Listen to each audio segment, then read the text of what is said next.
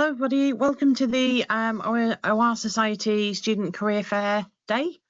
We have a great lineup of presenters today, and our first one is starting with Andrew from DSTL. If I could please ask you to keep your mics off. You may enable or disable your camera depending on whether you wish to remain anonymous or not. The session is being recorded and it will be available to students once our marketing team have done what they need to do with it. But over to Andrew, and thank you for making this event happen. Right, thank you, Mandy, and good morning to everyone. If we can keep questions to the end, please. When I get into my flow, it tends not to go well if I get interrupted. This should run for about 20 minutes with some time for questions at the end. And as I'm talking about a career running over 33 years or so, you'll understand I'm going to have to gallop through this at quite a pace. The title originated back in January before the world got less peaceful than it currently is. So it was a clever title at the time. I'm a member of DSTL, the Defence Science and Technology Laboratory, which is an executive agency of the UK Ministry of Defence, and is the home to most but not all of the MOD's operational analysts. For some background, I studied mathematics at university. This was in the mid-80s, with what in retrospect was not great foresight and planning. I deliberately minimized my study of OR relevant topics such as programming, probability, statistics, optimization theory. But that's what I did at the time. After that, I did a master's equivalent in mathematical physics, pivoting towards things like relativity theory, quantum field theory, etc. Equally useful subjects for OR, ending up with a PhD in very pure mathematics in the early 90s. Which has been of absolutely no help to me whatsoever in my subsequent career beyond getting me a higher initial job offer than I would otherwise have done. But I was quite fortunate that in the mid-80s, I was able to take advantage of a student scientist sponsorship scheme then being run by MOD, which as an undergraduate gave me 3 summers of paid summer work at a Defence R&D establishment, known at the time as RARDI, Royal Armaments Research and Development Establishment, at Chertsey in Surrey. I was in a section which was looking at armoured fighting vehicle vulnerability analysis, using Fortran and Unix type models where you had to compile the models and then run them. And this was actually doing OR, although I didn't realise it was OR at the time, and I don't think the section would have called themselves an OR section, but there you go. My principal job was to be the office young person. I had to run to the computer centre about half an hour after the models had been executed to pick up a couple of reams of A3 dot matrix printout being the model output and then bring them back to the rest of the section. But I also got to do a few minor studies, basically to see how well I could perform sensitivity analysis. Would it be useful to include this feature in the model representation of an armoured fighting vehicle in our model? Would it change our results? And to give you an idea of how far back this was, dinosaurs did roam the land. My study reports were drafted by hand. I had to do the graphs on graph paper by hand, and then that was sent to a typing pool for publication. But in 1992, all good things came to an end. I had to get myself a job in the paying job in the real world, and I sought to join RARDI, which had by that stage become the Defence Research Agency as part of the post-Cold War move to rationalise and then downscale MOD research establishments. I came in as what was called a Higher Scientific Officer, an HSO, which would now be a DSTL level 4 on a 9-level hierarchy, with 9 being the highest. I wasn't doing OR at the time. My first job was information systems, requirement capture, and some software evaluation and integration. But that did give me early experience of engaging with an operational military user community, which was quite interesting. Learning some lessons which I didn't realise I was learning at the time about how to engage with military colleagues. My work was not OR itself, but did use some OR techniques such as bits of multi-criteria decision analysis, particularly scoring, ranking, evaluating. Not done particularly professionally well, but that's what we're doing. Structured query languages, database design, programming, writing shell scripts to move data from different types of databases and different types of programs. And again, to give you a feel for what things were like back in the early 90s, at that stage, only management, the section heads and higher, had email accounts, and the ordinary analysts and scientists such as myself, we were communicating by writing or typing memos on actual paper and sending them through the internal post system, which was actually a post system. And additionally, at that time, there were no litter bins in public places like train stations. My military colleagues never wore uniform off site because it was not quite as peaceful as it is these days. Things have become a lot better in many areas. So that was early on. By 97, I got a promotion and moved into what was then DERA Operational Research, DERA being the Defence Evaluation Research Agency, another rename with another consolidation of research establishments.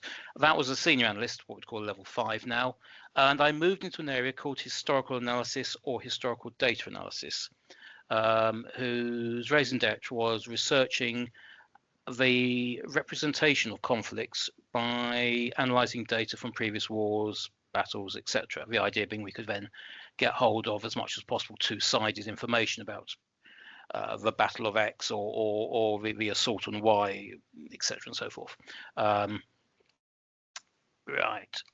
I got a promotion to a principal analyst, level 6, in 2002.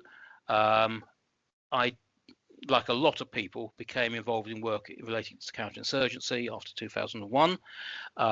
Some of that work won some internal awards and got presented at some international conferences. That's an example of some logistic regression on the screen.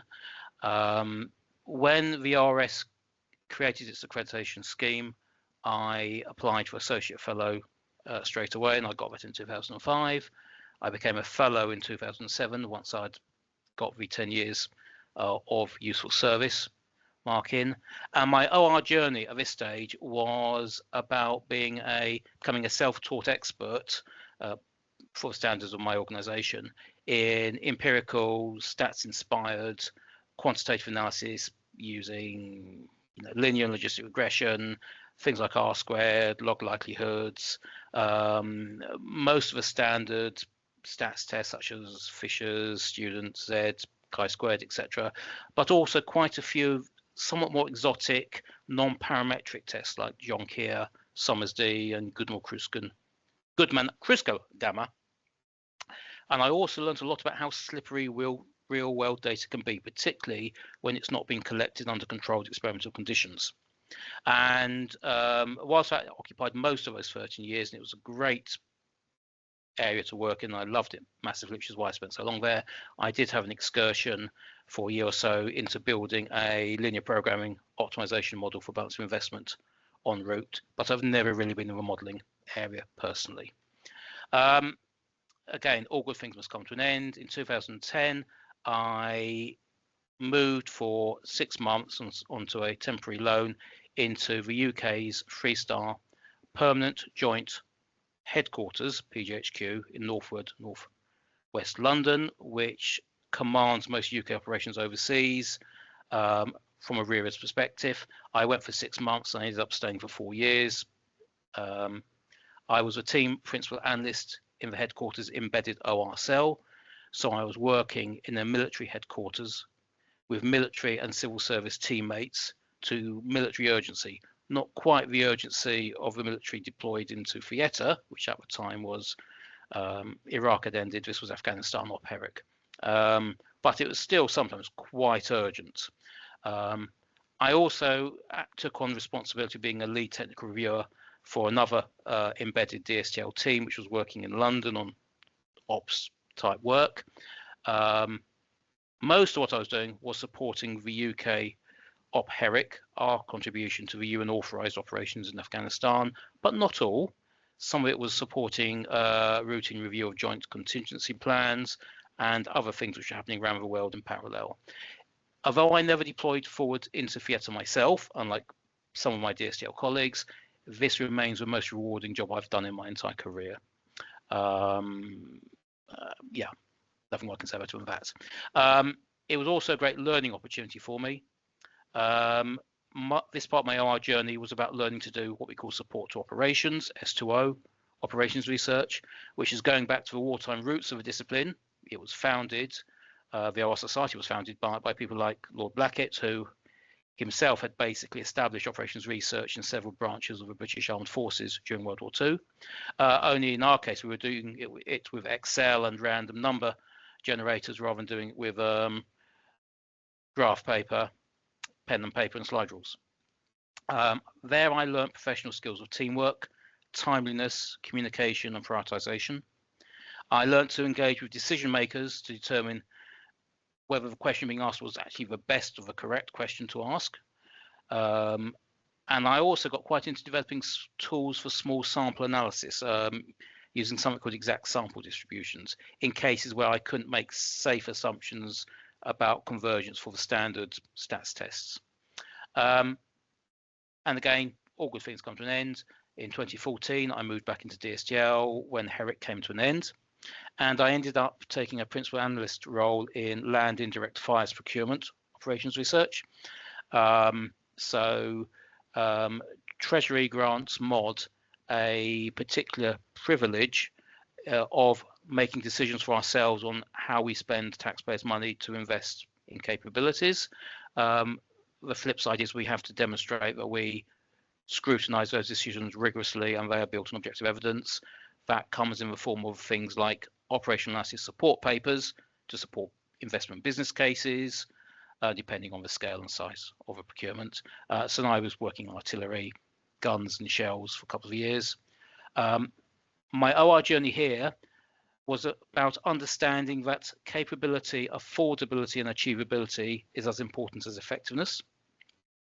We can't just buy a gold-plated thing because it's a gold-plated thing. It was about understanding why we have standardized defense scenarios into which we place our analyses, why we tend to use standardized defense models and analysis frameworks. It's for efficiency of the analysis and to allow comparisons of different analyses more easily. I learned a lot about the whys and wherefores of the mod capability procurement process, CAD-MID, which is extensive, and in particular the whys and wherefores of government standards for assurance of OR, which are captured now in something called the AQUA book, the Analysis for Quality Assurance book, published 2015. Some of my DSTL colleagues helped write it, which itself followed a couple of government reviews into some cases in other departments where models and data had been used in ways which were not perhaps as the way they should have been done, and as a result some public U-turns had to be made on some aspects of then government policy. So now this is all established in a pan-government set of standards, and that is effectively our Bible in high level management of OR. In 2016 I got another opportunity to leave DSTL for a while and go and work in another part of MOD, and I embedded for 4 years in the end, very nearly, in the 4-star Army headquarters in Andover, which is the administrative and planning headquarters for the Army, as one of their science advisors, responsible for providing S&T advice generally, including but not limited to OR advice, into Army planning on what their 2030s logistics and equipment support capabilities perhaps should be. It was also about generating S&T requirements to feed into the high level decisions about where we would actually choose to invest in the defence S&T, and about representing my part of Army headquarters on various internal working groups and on external science program boards responsible for delivering some of this S&T, which includes, but it's not limited to OR. So I had to get involved in understanding a bit of additive manufacturing, for example, as well. My OR journey there was about shaping my military principles OR tasking requirements to make them deliverable and productive, tasking studies, OR and actual experimental studies to both DSTL and to other S&T suppliers. It was about seeing my parent organisation DSTL through customer eyes, which was an eye-opener, pun intended. It was about understanding the bigger picture of what OR is used for inside a military frontline command, why and how, and understanding the sheer complexity of mod, which is a phenomenal thing. I don't think I'll ever get bored of trying to understand all its components interactions. In 21, I came back to DSTL again, and perhaps unsurprisingly, I ended up leading on analysis of some land logistics OR studies. But my experience embedded in Army got me my promotion to a senior principal to level 7, which is what we'd call a senior leadership grade. However, I wasn't doing hands-on analysis at this stage. I was actually acting as a technical partner for OR being delivered by industry, this being a model we're using increasingly now these days. And in 23, I again came across an opportunity, which I took, to go on loan and work in Whitehall in mod main building for a couple of years, where I became effectively the mod's customer to DSTL for a type of operational research called strategic force development. It's not design, but design is a shorter word, so I can fit it on one line. I ended up managing a budget of about £8 million per annum. That was not my actual core budget, which was rather low. I had to go around looking for uplifts, lobbying people to give us some spare budgetary money they had because it was necessary analysis, etc. and so forth. I was able to use my bully pulpit as a customer to encourage some of my DSTL colleagues to raise their game somewhat on how they were using statistical analysis on some of their stochastic simulation outputs. I ensured that we kept key DSTL analytical capabilities sustained through 23 and 24 in readiness for them being needed for our future strategic defence review. And I was the customer during the strategic defence review 25, where my key contribution was basically acting as the funnel for tasking DSTL in such a way as to ensure that the DSTL analysts retained an up-to-date understanding of how the SDR was changing, what was important, what they needed to do, by when, whilst at the same time preventing them getting too much tasking all thrown at them at no notice in one go, because this was a long process and we needed to prevent analysts from being burnt out. So that was managing flow and delivery rates as well. Now, as we're heading up towards my 20 minutes, I have come back into DSTL again. I am now acting as a principal advisor to the OR delivery program in DSTL that provides decision support to mod strategic decision making at the highest level, so the 4-star level, the head office main building level. My principal job is to advise the program manager on who our OR customers are, based on my first-hand experience of being one of those customers, what their wants and needs are, the context in which we're asking for OR and changing their minds about what we're asking for, also understanding our OR capabilities, whether we have any delivery issues with doing certain things or promising certain things, and understanding the big, if you like, departmental perspectives, what our priorities are, what the changes are, where things are going, things like that. I've been invited to lead a divisional initiative for the division, that's not its actual term, but we'll go with that, in DSTL, which contains most of our operational researchers, about 350 of us, to enhance our internal standards on quantitative analysis, this having been a theme of my career. I have applied for and obtained badging in the government OR service at this point in time. I'm doing mentoring in DSTL and in the ORS, and I'm doing this talk today. And this part of my journey is about strategic thinking on customer relationship management potentially building a new customer community in a newly reorganized, newly cohered, high-level body inside the ministry, about cohering across projects, programs and divisions internally, so that we don't do things twice accidentally, but where we are doing similar things, we can build on that and synergize, and about anticipating what OR our customers will need and what capabilities we will need to provide to deliver against it. And that's not me my own, of course, that there are several principal advisors, that there's, but that's the kind of level I'm playing at now.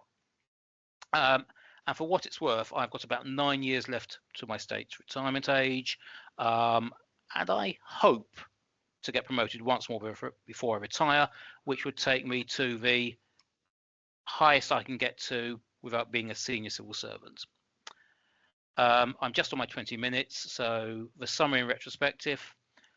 My career has been very definitely a random walk rather than a directed progress towards an objective, but it has got some recurring themes.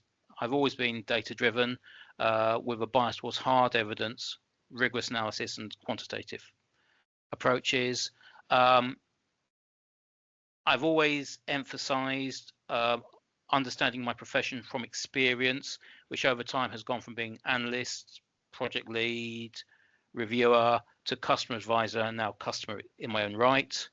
A lot of what I've achieved has been built on credibility, personal credibility, which has been earned by delivering or commissioning timely and impactful OR advice, and also built on relationships.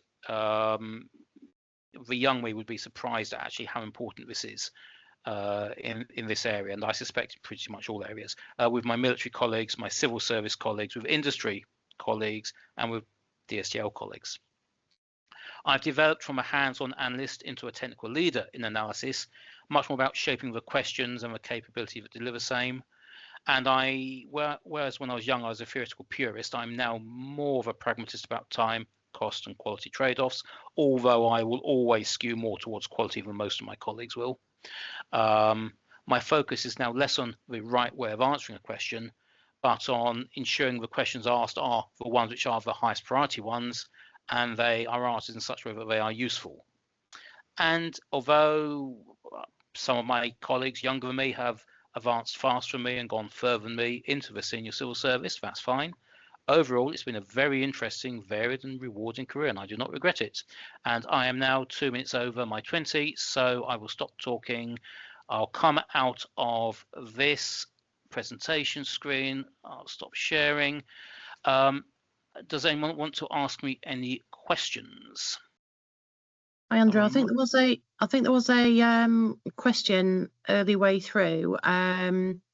Somebody's asked if I may ask, how was the entire process of working for the military? A bit confused how that even started following your PhD. So that is Sam Ganslant, I think. Yes. Pardon me if I've pronounced the name incorrectly. So I did my PhD in a subject I wanted to study for the sake of it. That was the advice given. If you haven't got passion for your PhD, you shouldn't be doing it. But I always knew that I wanted to go and work in military affairs ultimately. And the PhD was essentially a signal, an indicator that I could do rigorous research and think for myself and find new things out, basically. And it was on that basis that I was recruited into the military. Into the mod. I applied for job adverts, and I was selected for the job I was given on the basis of being the best candidate who applied. I may have been the only candidate, I don't know. But does that answer the question? Answered by Mr. Ganslant. I'll take that as agreement if no response. We have just got another couple of questions, Andrew, yes. if that's all right. Yes. So Tricia Gupta has also asked, what separates the analysts at DSTL who progress quickly from those who plateau? Oh, that's a very leading question.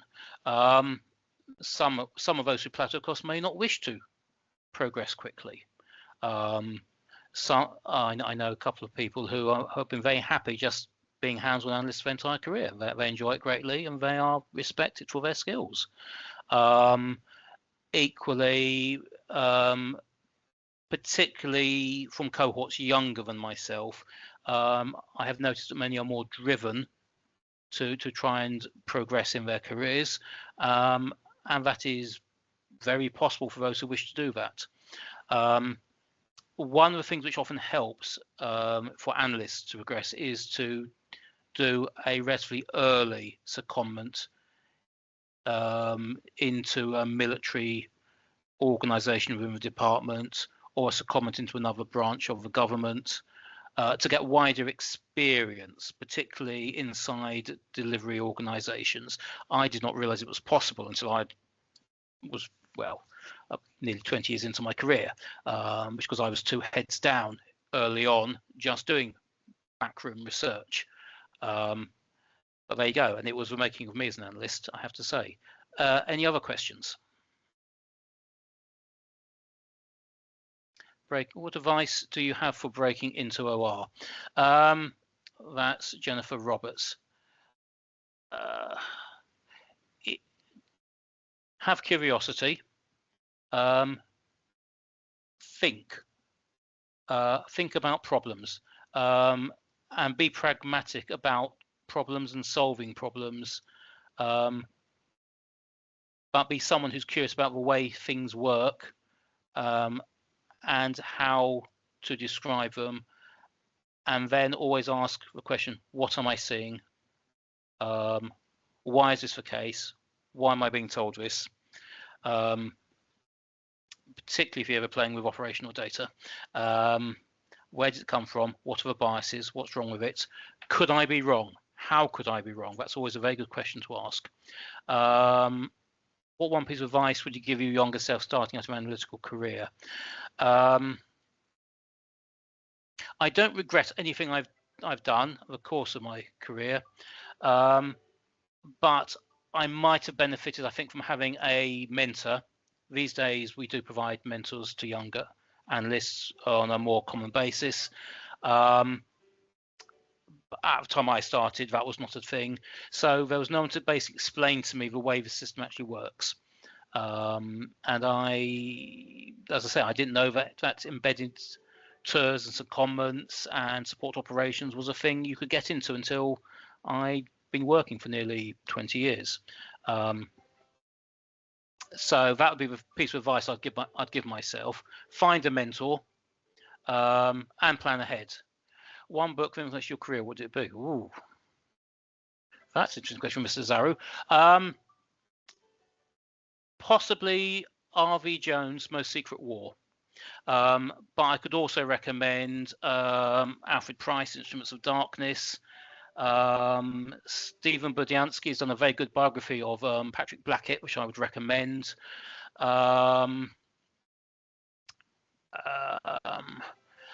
Yes, some of the classics from World War II, Scientific OR and Scientific Intelligence, I suggest. So Trish Gupta, you've mentioned moving from asking questions to asking the right ones. What makes analysts get there fast from another? Exposure to decision makers, I think, will be the answer to that second question from Trisha. Both exposure to the decision makers, the people who consume analysis and use it in your own environment, and again, if possible, in their own environment, so you can understand what factors are affecting them and putting pressure on them, and why they may be changing their minds faster than you are comfortable with. I'm at the hour. Is that okay, Mandy, for drawing a line under that now? Yes, that's excellent. Thank you, Andrew. If anybody's got any questions that they would like after the event, if you'd like to pop an email back to the email that was sent to you with the joining instructions, and I'm sure we can get some answers across to you. But thank you, that was really interesting, Andrew. And I'm doing the one-to-one session at 2 o'clock, I believe. Yes, so those that have responded will have an opportunity to ask more questions later on. Right, now I'm being kicked out of my meeting room, so excuse me. Enjoy the No rest of the problem. talks. Thanks, Andrew. See you later. Bye-bye. Good morning, everyone. My name's Jeremy Schwarting. I'm with Serious Analysis, and I am the chair of a new to OR network at the OR Society. The presentation I'm going to give today is basically covering OR consultancy day in my life. So I've got 3 objectives to get out of this presentation. First of all, I want to introduce operational research, so going over really what it's for and where it's used. I want to give you my perspective of how operational research works in a defense consultancy setting. And I want to provide an overview of the skills required to be a good OR consultant. So I'll start off with an apology. In defense, we tend to use operational analysis rather than operational research. So I'll probably end up using the two interchangeably. They mean the same thing. So I'll start off by giving a brief introduction to myself. So I'm currently in my 4th year as an operational analysis consultant at Serious Analysis. In that time, I've done projects across both operational research and systems engineering. I'm also the chair of the New to OR network, and I have held this role since early 2025. My background's in aeronautical engineering, so I've got a master's from the University of Southampton. This covered a lot of modeling and simulation, computational methods, and a little bit of engineering project management. My A levels were fairly sort of cookie cutter STEM, so maths, physics, and computer science. Like most STEM graduates, I never actually learned what operational research was while I was at university. I got to the end of my master's course and very quickly found out that the aeronautical engineering market was really looking for structural analysis, which didn't really interest me at the time. So I decided to look elsewhere.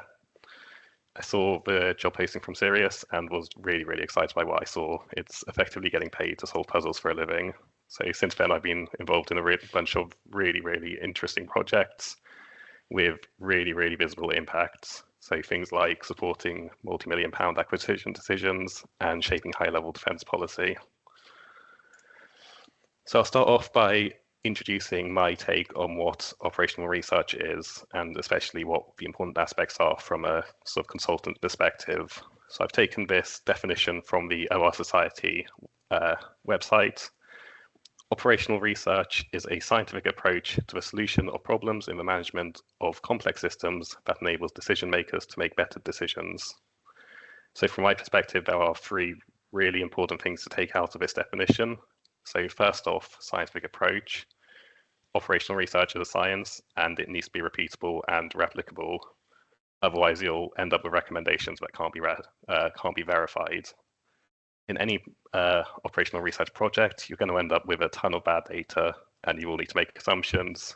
So as an OR practitioner, it's your job to make sure that you're working out how to test those assumptions, how to make sure they're right, and if you can't make sure they're right, how to do sensitivity analysis on them to make sure they don't have a dominating impact. The next key thing is complex systems. So the world is really, really messy and subjective. If you ask 2 people to describe a process, you'll get about 5 or 6 different answers. So when you're working on an OR problem, it's really, really important that you understand what level of complexity is appropriate for a problem you're solving.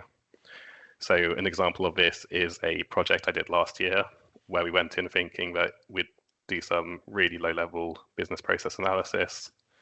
We got in, found out very quickly that it wasn't a business process analysis problem, it was a stakeholder motivation problem, and very quickly had to readjust our approach as we understood that system more. The final point I want to take out of this definition is decision makers. So OR as a science focuses on decision points. So any analysis you're doing that doesn't support that isn't necessarily useful. So food just because it's different from mine. So when you're working on an R problem, you need to be really, really clear what you're trying to solve. You need to understand how much confidence you need. So for instance, if there's very low risk associated with that decision, you might not need so much confidence. And you need to draw a very clear box around what doesn't need to be understood. So in some cases, you might be working with bits that you can influence and bits that you can't influence. If you can't influence it, you don't necessarily need to make recommendations about it.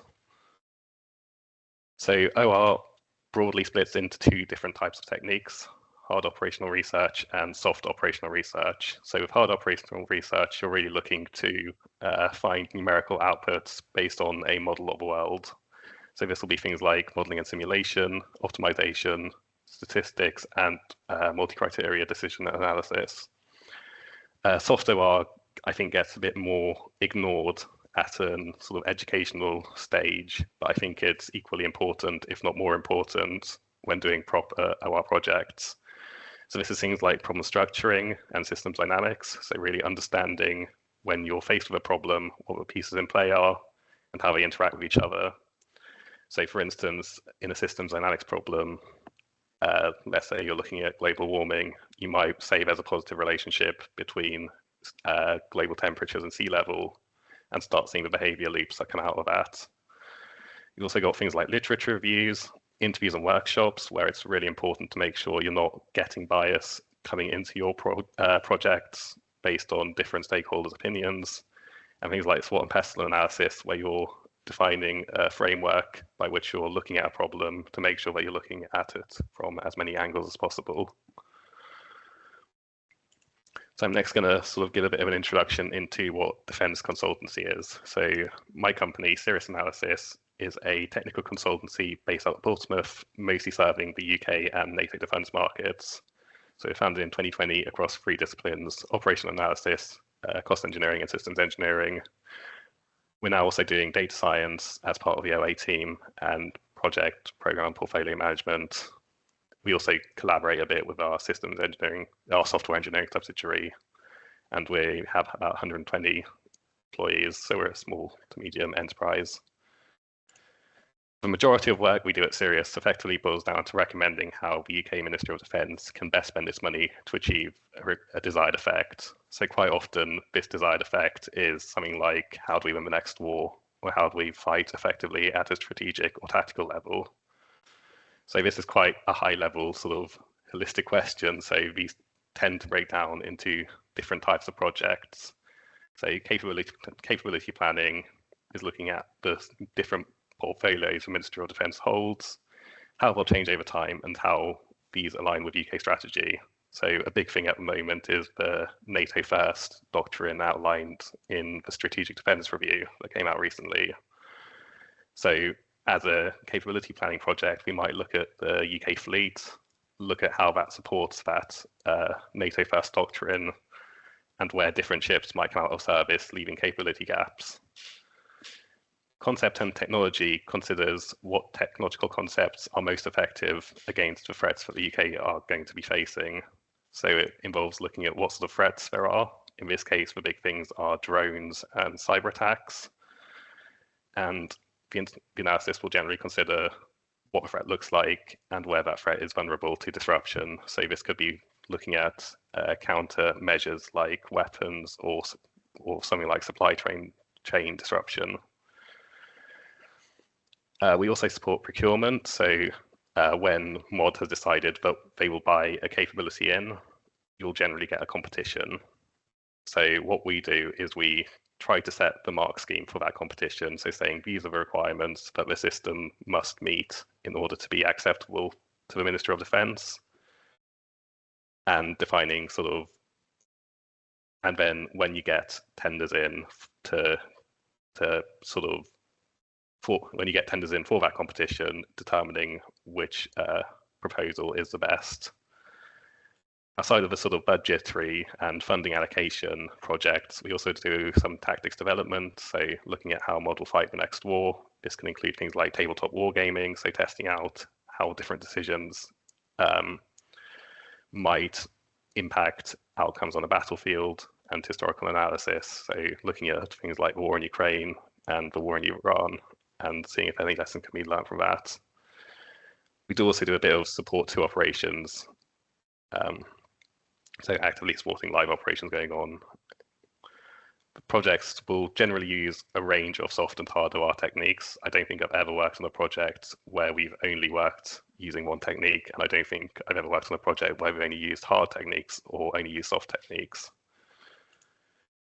So taking a bit of a step back into OR consultancy in general. So OR consultants provide operational research analysis to their customers. So they can either be internal or external to an organization. So I know you got a talk previously from DSTL.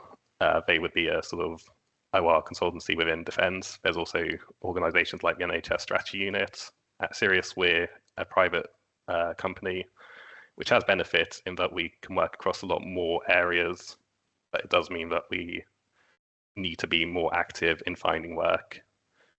The main selling point for an OR consultant is their ability to use OR techniques, not necessarily domain experience. So as part of this presentation, I was asked to sort of think about what a day in the life might look like for an OR consultant. I really struggled with this question because you'll never really have a standard day in your life. So I've tried to break it down into what sort of activities you might be carrying out on a day-to-day basis.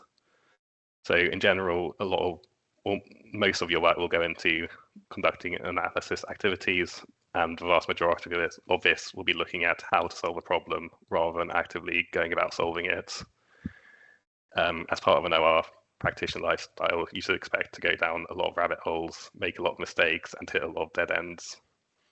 So I've tried to break down analysis activities into problem structuring, analysis development, data capturing and processing, and reporting. So problem structuring is a process by which you move from a very messy problem set into something that you can actually describe.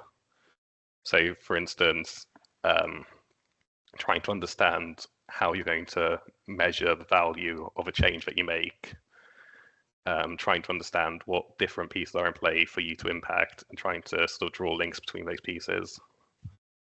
This is generally the longest phase of analysis and is often the most difficult phase. Analysis development, so this is developing a structured analytical framework to solve the problem that you've developed in the problem structuring phase. So this will be understanding what data you need to collect, understanding what techniques you're going to use to process that data, and understanding how you're going to verify and validate outputs that come out of that analysis. Finally, there's data capturing and processing. So this is actively going around collecting the data, either through literature reviews, technical reviews, interviews, and workshops, chucking it into the framework you developed, and getting useful outputs. In an ideal world, this would be a linear process of problem structuring, analysis development, and then collecting data and processing. But quite often you go into a project not quite knowing what the problem is. So it ends up being a bit of an iterative process where you understand more about the world, improve your technical approach, understand more about what data you need, and it keeps going into a loop until you're fairly comfortable with your outputs. Reporting combines outputs from the previous phases and tries to produce a useful output for the customer, generally in the form of some recommendations or conclusions. As a private sector company, we do also need to conduct activities like business development. So this is things like writing technical proposals writing technical proposals against bids, problem structuring with customers, and attending industry workshops and events. There's also a massive requirement for training, so keeping up to date with the latest OR techniques, particularly around data science and AI, understanding defense domain priorities, and understanding developments in warfare and technology. So in an OR consultancy setting, there's a bunch of really, really major positives, but there are also a couple of challenges that you'll face day to day. So I think the biggest positive by far is the variety of work. So anywhere that you see a problem that could be helped using OR and where's a budget available, you've got an OR project. So this gives you a bit of liberty to actively engage with the world, be curious, and really sort of have a can-do attitude about, yeah, I think I can solve that, and I can put together a proposal for how I would solve it. Sort of related to that, you get a huge variety of customers and domains. So in the last 18 months, my customers have ranged from various different parts of NATO, a lot of parts of the Ministry of Defence, and local council work, including travel to 5 different countries, including a really lovely trip to Vincenza and Venice.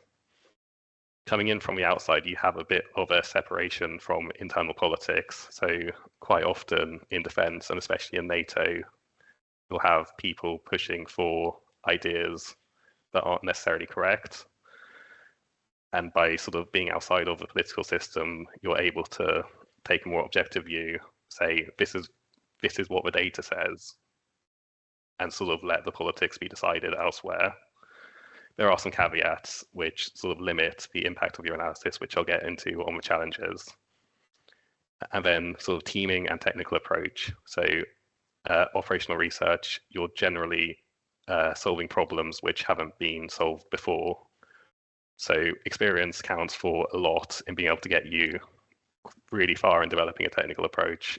But even as a junior member of staff on a good team, you will be expected to make contributions to developing that approach. You're expected to think about the problem in more than just a process way. And I find that's really, really good for keeping an interest in the problem-solving process. In terms of challenges, being sat sort of external to an organization means that you don't have any explicit power to change anything. So you need to have a really good understanding of what the internal politics of the organization you're working with is. So you can do the best possible piece of analysis, and if you don't understand where that analysis is going to go, who that analysis is going to be supporting and what decisions it's supporting, it will just sit on a shelf somewhere. So I've had a couple of projects where I've done some really good work and it's just been sat doing nothing for a year, and then a year later someone finds it again and says, oh, that's maybe a good idea. Data uncertainty, so because you don't have the levers to pull on to get what you need in external organizations, you're almost always going to be working against incomplete data sets, and you're going to be juggling a lot of assumptions. This can be managed, but you need to be actively managing it and trading off time and quality constantly to make sure that you're not spending too long trying to find data that you're not going to get. The final one, which I think is fairly unique to or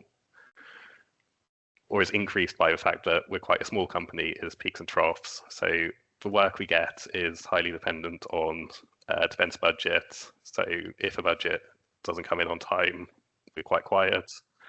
This means that work can come in very suddenly and can cause some unpredictable demands. So I'll finish off by going through some of the skills which I find absolutely critical in an OR consultancy setting. So first and foremost, you need to be a good operational researcher. There's no sort of getting around it. The work we do needs to be built on a robust scientific approach, which can be backed up by statistics. It's a lot easier to turn an OR practitioner into an OR consultant rather than turning a consultant into an OR practitioner. The next key thing is customer management. So as you work on the project, a lot of risks will come up, particularly around data and data requirements. You need to be able to communicate these early on to make sure that you don't get to the end of the project and you have a different idea about what you're delivering compared to your customer. You also need to be really, really careful to make sure your customer biases don't influence your project. Any project, they'll come in with ideas about the world looks like this. You need to make sure that you're taking an objective view, not just repeating what they want to hear. Project management and business acumen is key. I mentioned sort of a trade-off between cost and quality before, but you're always going to be managing these to work out based on the requirement you've got, what's the most you can deliver for that budget. There's an element of political tact and room management. So especially in a defense workshop setting, ranks play a massive role. If you've got someone of a higher rank, they will dominate the conversation. So you need to be really careful about who you're inviting to workshops and how you're making sure that everyone's voice gets heard. There's an important element of making sure that politics don't harm your analysis. Final one is information absorption and synthesis. So there's not that requirement necessarily to know too much about a domain before starting a project, but you're expected to very quickly learn enough about that domain to communicate usefully, to understand the jargon, and to start making useful hypotheses about how that world works. So I'll finish this one off by plugging the New2R network. So as the New2R network chair, the So the new-to-our network is a friendly and accessible environment for people in the early stage of their career. It doesn't necessarily need to be students. It can also be people switching career to operational research. We host several different types of events, including technical sort of webinars, professional development style events, and networking events. Our sort of big event coming up at the moment is the OR 68 Operational Research Conference in October, where we're hosting a new OR strand, and I'm looking forward to seeing as many of you there as possible. Thank you very much, and I would like to welcome any questions. So I'll start with Jennifer Roberts. Could you recommend any guidance on effective problem structuring? So I think it depends a lot on what sort of problem you're approaching, but the way I like to structure problems is using a systems approach. So really looking at the problem as a system of related elements and trying to understand how those elements connect. So I think I would always recommend starting off from a systems dynamics point of view, but I'm sure other people have different sort of views on that. So Christine Harvey, if you're recruiting for a data/OR scientist, what would you like to see in an application from someone entering the profession? List of projects or skills. So I think I would probably say projects are going to be quite useful in that setting. So you need to have that technical foundation. You need to be able to prove I can sort of conduct scientific research. But I think certainly in a consultancy setting, showing that you can conduct that research in a difficult setting where there's a ton of uncertainty, I think that's in a lot of cases more valuable than showing sort of that well, no, it's not more valuable than showing the technical ability, but it needs to be there alongside that technical ability. So Jennifer Roberts, is that OR event in person or online? So the OR conference will be in person at the University of Nottingham. Trisha Gupta, with AI and science evolving so quickly, how do you see the role of operational researchers changing over the next year? So I presented that slide with the different OR techniques. My view is that it's going to drift towards that soft OR side. So being able to structure a problem, understanding what the value you're getting out of a research project is, and really sort of communicating with the customer to make sure that you're answering the right question. Sheba Patak, does your firm also hire non-UK citizens given its defence focused? Technically, yes, but there is a need for to get security cleared in the UK. So I'm a dual national, so I'm half German. So it does limit what projects I can work on. So what makes a good portfolio of projects apart from technical accuracy and managing uncertainty? I think that's a really good question. The big thing is being able to show that you can get from a fairly broad brief into something a bit more specific and useful, I think. So I think if you can sort of show things like any sort of research project where you can show, okay, we've tried to improve something, and I'm trying to find the right way to word this, but I think basically showing your ability to move from a highly complicated problem space into a much more defined problem, that's always going to be the most useful, that's always going to be a really useful skill to demonstrate. So thank Argavan Sharafi. What is your suggestion to get involved in real projects? As a PhD student, I've only been involved in academic research activities. So I think the OR Society has some pro bono research work which would be quite useful.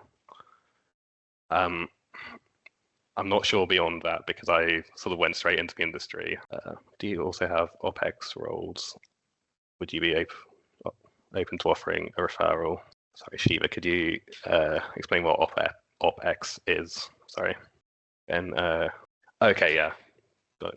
Sorry, when I see OPEX, I see operational exercises. I don't think we do, but I can check on that. So Trisha, a lot of people early in their careers may already have strong analytical skills and the ability to do the work, but they struggle to get shortlisted because their CV doesn't stand out yet. what advice would you give to someone trying to break into OR consultancy without much industry experience? So I'd say it's really a portfolio which shows off those soft skills of being able to define a problem and being able to define an approach. So really being able to do the entire life cycle of a problem rather than just doing the technical, if that makes sense. And Sam Ganslant, how do you think soft skills can be leveraged to make the best operations scientists when technical sides are not our main interest in R, but understanding issues are? So I think a lot of problems live on the soft side. So any sort of project where you're looking at stakeholder motivations, anything where you're looking at sort of really, really early concepts, there's going to be a lot of opportunity to work, not necessarily on the numerical side, but work on sort of developing soft approaches to solve the problem, I think, if that makes sense. Does anyone have any other questions, or not a problem if they... Oh, there we go. Thank you. That's a good question. So yeah, quite often when you come into a project, you will be seen as sort of more of a businessy type role. So one thing I found to sort of mitigate that is to demonstrate that sort of mathematical credibility. So obviously having an engineering degree helps, but also being able to communicate with them, with engineers sort of in their language and be able to sort of demonstrate. But yeah, I get that concept, and we're sort of working on the same sort of technical problem. So yeah, you are absolutely right, but you can sometimes go into these situations where you are seen more as the management consultant rather than a technical person. Thank you, Jeremy. That was really informative. Sure. We're just going to take a 5-minute comfort break before the next presenter. So if everybody wants to sort of grab themselves a drink or anything like that, feel free to answer that last question, Jeremy, if you wish. No, they are absolutely distinct. I think a lot of management consultant is. A lot of management consultant isn't built on a technical basis. It's more built on building consensus between people and things like that. But so I think they are absolutely distinct. Thank you, Jeremy. As I say, we're just going to take a 5-minute comfort break before the next presenter. So as I say, feel free to go and grab yourself a drink or anything else that you want to do in that 5 minutes. And thank you for that, Jeremy. If there's any questions that anybody's got, if you want to send those across afterwards, and we'll see if we can get the answers shared with you in due course. Apologies for the technical issues on the previous session. Thank you very much. Thanks, Jeremy. Hi, Hugh, are you there? Hello. Yes, I'm here. Thank you. I had introduced you, but I'll just introduce you again. So this is Hugh James from Atkins Realis. Over to you. Oh, right. Hi, everyone. Yeah, sorry, I had a bit of a technical issue there. My computer just completely froze. Everything just froze completely. So never had that one before. I think it's a day of technical issues today. I think it just gave up. It had enough. Right, shall I share my slides? Let me see if I can find them. Can everyone see that? Yes, thank you. Okay, brilliant. Right, deep breath. Okay, so hi everyone. My name's Hugh James. I work for a company called Atkins Realis, and I'm going to tell you in the next 20 minutes a little bit about the company and its early careers program. Okay, so here's the rough agenda. So first of all, I'll tell you who we are and what we do. Then I'll tell you why you should choose to come and work for us. And then finally, I'll tell you a little bit about the application process. So who is Atkins Realis? So we are a global engineering services and nuclear organisation. We have over 38,000 employees in over 50 countries around the world. In fact, that number's going up all the time. So I think we're over 40,000 now. And we work in a variety of different areas. So I've got them listed there: consulting, strategy and advisory, engineering and design, project and program management, project delivery, operations and maintenance, capital and decommissioning. That's nuclear decommissioning. So a huge variety of engineering and particularly nuclear projects that we work on as a company. If you were to join us, you would join an embedded OR team, and we work on these engineering projects, and we play an integral role in delivering the complex engineering and transformation projects. Just to give a bit of background, so we used to be called Atkins, so you might be aware of the name Atkins or WS Atkins. And Atkins was bought out by a Canadian company called S&C Lavalin, or Lavalin, which was about 5 years ago now. And they're based in Montreal, so that's where the Atkins Realis name comes from. The Realis bit is from Montreal, just in case you were wondering. Okay, so what do we do? So a bit of blurb here. So from designing entire cities to delivering nuclear power stations and transforming manufacturing systems, we focus our business in the areas that have the most impact on the way we live and the resources we demand from the planet. So really the point of this slide is to demonstrate the broad range of markets that we work across. So we work in buildings and places, defence, industrial, minerals and metals, nuclear, power and renewables, transportation and water. So a huge range of different markets, but I guess the common theme is engineering or civil engineering, the built environment. That's our main area of focus as a business. Okay, so I'll tell you a little bit about myself. So I studied at Bristol University many years ago now. I studied maths at university, so I did a degree there and then stayed on to do a PhD.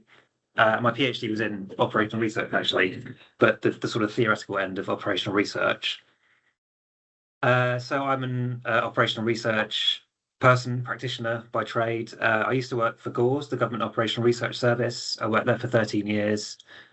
And I joined Atkins Realis from there 2.5 years ago.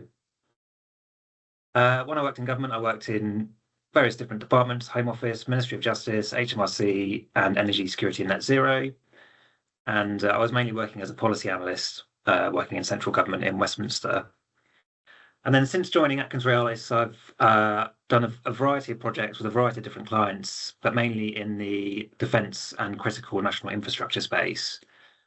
So those sectors that I've worked in are defence, net zero, aerospace, but also transport. So I've worked a project in highways and also another project in rail. So even just in 2.5 years, I've worked on a nice broad range of projects in this company. So to illustrate our OR capability, I'll go through a couple of case studies. So the first is based on Heathrow Airport, which I'm sure all of you are very, very familiar with. So we recently completed a huge project there, which was supporting the installation of 150 new security lanes. And so what we did, we created a model, a simulation model using discrete event simulation of the security lanes. And what that enabled Heathrow Airport to do was to test out different configurations and then see how that impacted on things like flow rates and floor space and so on. And through this work, we enabled the airport to reduce space requirements by 40%. And we also demonstrated how they could potentially save 30 million per annum by optimizing their security lane processes. So a huge return on investment for this project, because I don't know exactly how much they spent on hiring us to do this work, but I'm sure it was less than 30 million. So they would have made back their money within a year. And then the second example I'll mention is Hinkley Point A, which is well, I'm actually not supposed to mention the name, but it's a power. It's too late now. It's on the slide. It's a power station, and there's a 50-year project to decommission it, a nuclear power station. So what we did, we created a forecast of the entire process, again using a simulation model, and through that we identified bottlenecks in the decommissioning process, and we provided recommendations that enabled them to reduce their timeline for decommissioning by 2 to 3 years, which doesn't sound a huge amount out of a 50-year program, but that is, a 3-year reduction is pretty significant. So hopefully that gives a flavour of the kind of projects we work on and the impact we can have using our OR capabilities. Okay, so why come and work for us? Well, apart from working on interesting and impactful projects, I've already mentioned there's a great variety of work in this company. So you get to work. I think that's one of the advantages of working for a consultancy. Actually, is that you get to work on a huge range of different projects. The work is very impactful, as I've mentioned. There's tangible benefits of the work that we do in terms of time reductions and cost savings. Career flexibility. So one of the things I like about working here is that you can really shape your own career. So there's no sort of fixed career path, and it's really up to you to decide, what do I want to do? Where do I want to work? What kind of work do I want to do? What kind of impact do I want to have? And then you're given the freedom to shape that yourself. Strong reputation. So Atkins Realis is, as I've mentioned, a huge global company. It's a well-known name. If you say you work for Atkins Realis, then people in the industry will know who you work for. And then finally, and I think this is probably the most important, there's a real culture of care in the company. So it's a very, very people-focused company. They really care about their people in Atkins Realis. Everyone's very kind that works here, and people are very sort of mutually supportive of each other. And it's just got that really nice, sort of people-focused culture, which I really appreciate. Okay, so moving on to our graduate program. So we have a graduate program that lasts for 2 years. I haven't done this myself because I'm too old, but I do manage people. So I'm currently managing 6 people who've been through the graduate program. And they all tell me what a brilliant program it is for many reasons. So just to give you an outline of the program, so you start off with a face-to-face induction. So there's an induction session where you get to meet all the other graduates from across the country and start to build your network. The program involves training, so there's both formal training, but also interactive modules, and also of course on the job training, so you'll get to work on projects and learn on the job. Internal placement, so you'll get to move around the company and try different teams and get to figure out what sort of teams, what sort of work different teams do, and what work interests you. You get a dedicated line manager. So as I mentioned, I'm the line manager for people who've been through the scheme. I don't actually manage anybody on the scheme at the moment, but you will get a line manager who'll be your sort of point of contact as you move through the scheme. Business-wide, graduate reps, and also social events. I think this is perhaps the most important one. One of the key advantages of going through this graduate program is that you'll get to meet loads of like-minded graduates from across the country. There's quite a big graduate intake, and so you sort of already start with a big network. Start your career by building a big network, which is a real advantage. So just to briefly go through some of the benefits of working for us. So you get 2 paid annual volunteer days per year. So I use mine to do some maths tutoring in schools. There's an impressive range of rewards and benefits. So every year you get the opportunity to go onto our benefits page or benefits portal and choose which benefits you'd like to take advantage of. So there's things like there's a cycle to work scheme, which I think is pretty standard these days, but there's also an electric vehicle scheme. If you wanted to buy an electric car, you could sacrifice some of your salary and get an electric car, and various other rewards and benefits.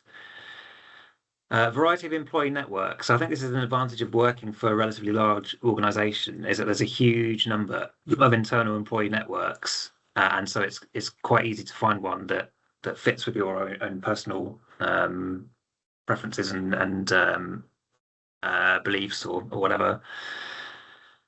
Opportunities to participate in various company-wide programs, access to our employee assistance program, and I think again the key advantage is opportunities to work with other brilliant graduates.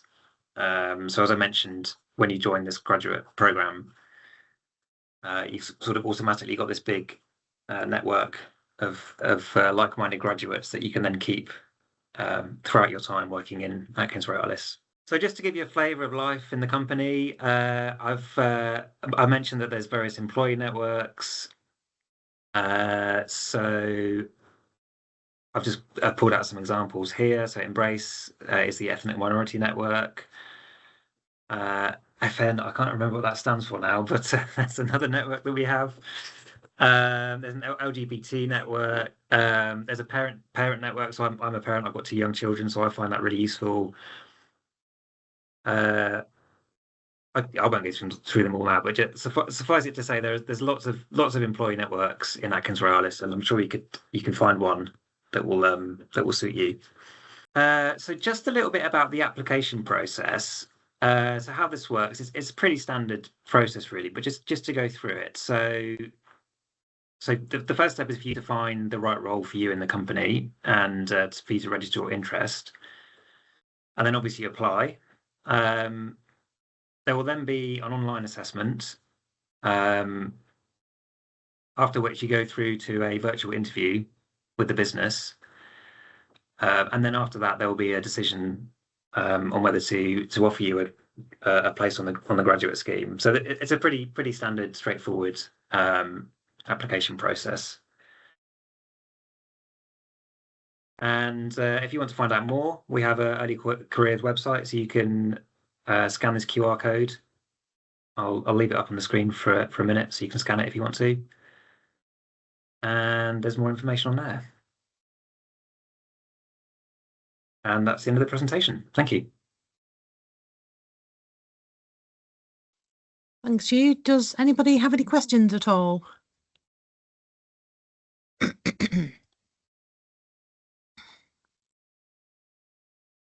Yes, I have a question. Could you share a bit more on experienced hire roles as well? Because I have around a decade of experience, and I was wondering if I wanted to get involved, what are the pathways? So I joined as an experienced hire. I joined, as I mentioned, 2.5 years ago, and I'd worked in civil service for 13 years. And before that, I worked for another consultancy and also in investment banking. So I'd been working for about 20 years when I joined. And there's loads of opportunities for experienced hires too. It's not just graduates. I think one thing that is quite nice about this company actually is that they don't. It's sort of age agnostic. So they're always willing to look for people who have different backgrounds, who perhaps worked in different sectors and looking for career change or a new challenge. So yeah, do check out the website. There's plenty of opportunities on there. Mr. Hugh, may I ask a question also? Yeah, go for it.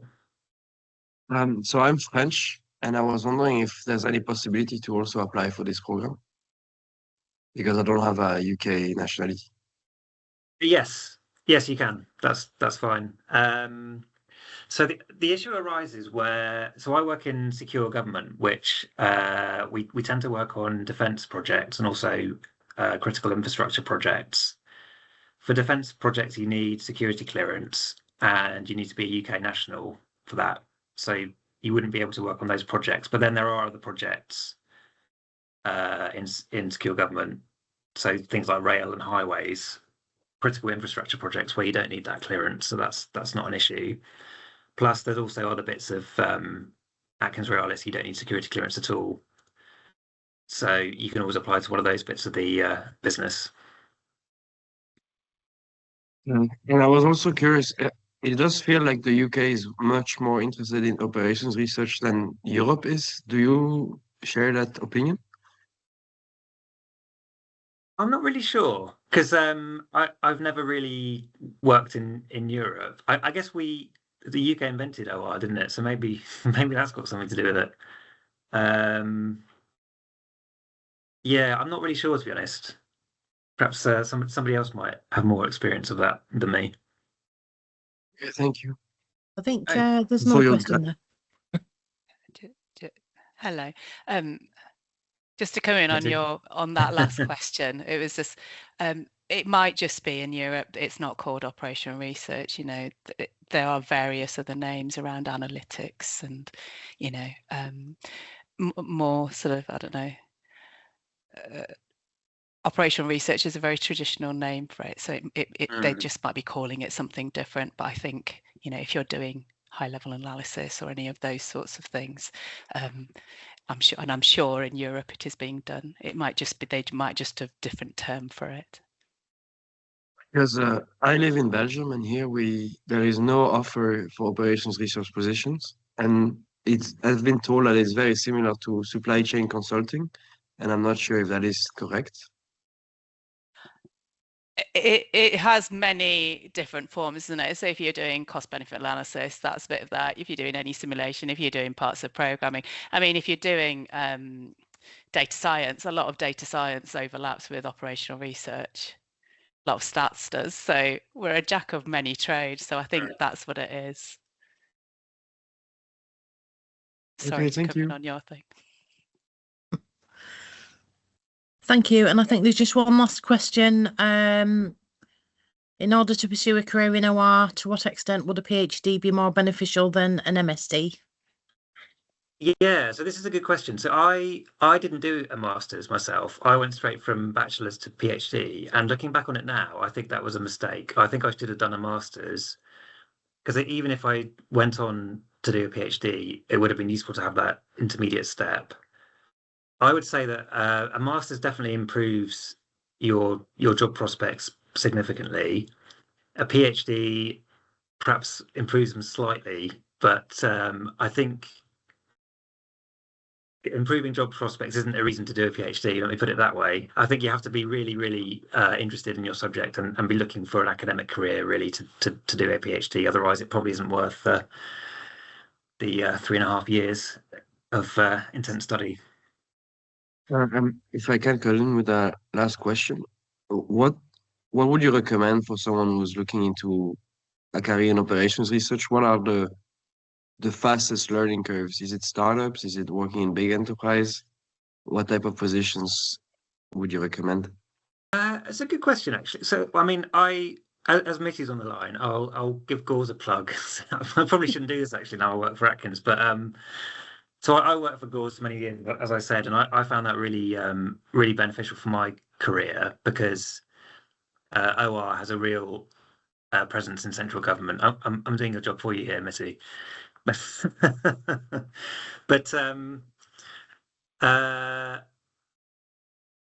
I mean, I also think in Atkins, you'd also get that exposure to OR projects as well. So I think it's probably difficult to say definitively which would be more beneficial. It probably just depends on luck to a large extent to what projects you end up working on and what experience you get.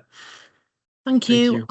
Unfortunately, we'll have to stop the questions because I know Mithy's got quite a tight time scale today. So thank you, Hugh. If anybody's got any questions, if they'd like to send them across to us, and we'll try and get some answers shared from Hugh. But thank you, Hugh. That was really appreciated. Thank you. Bye.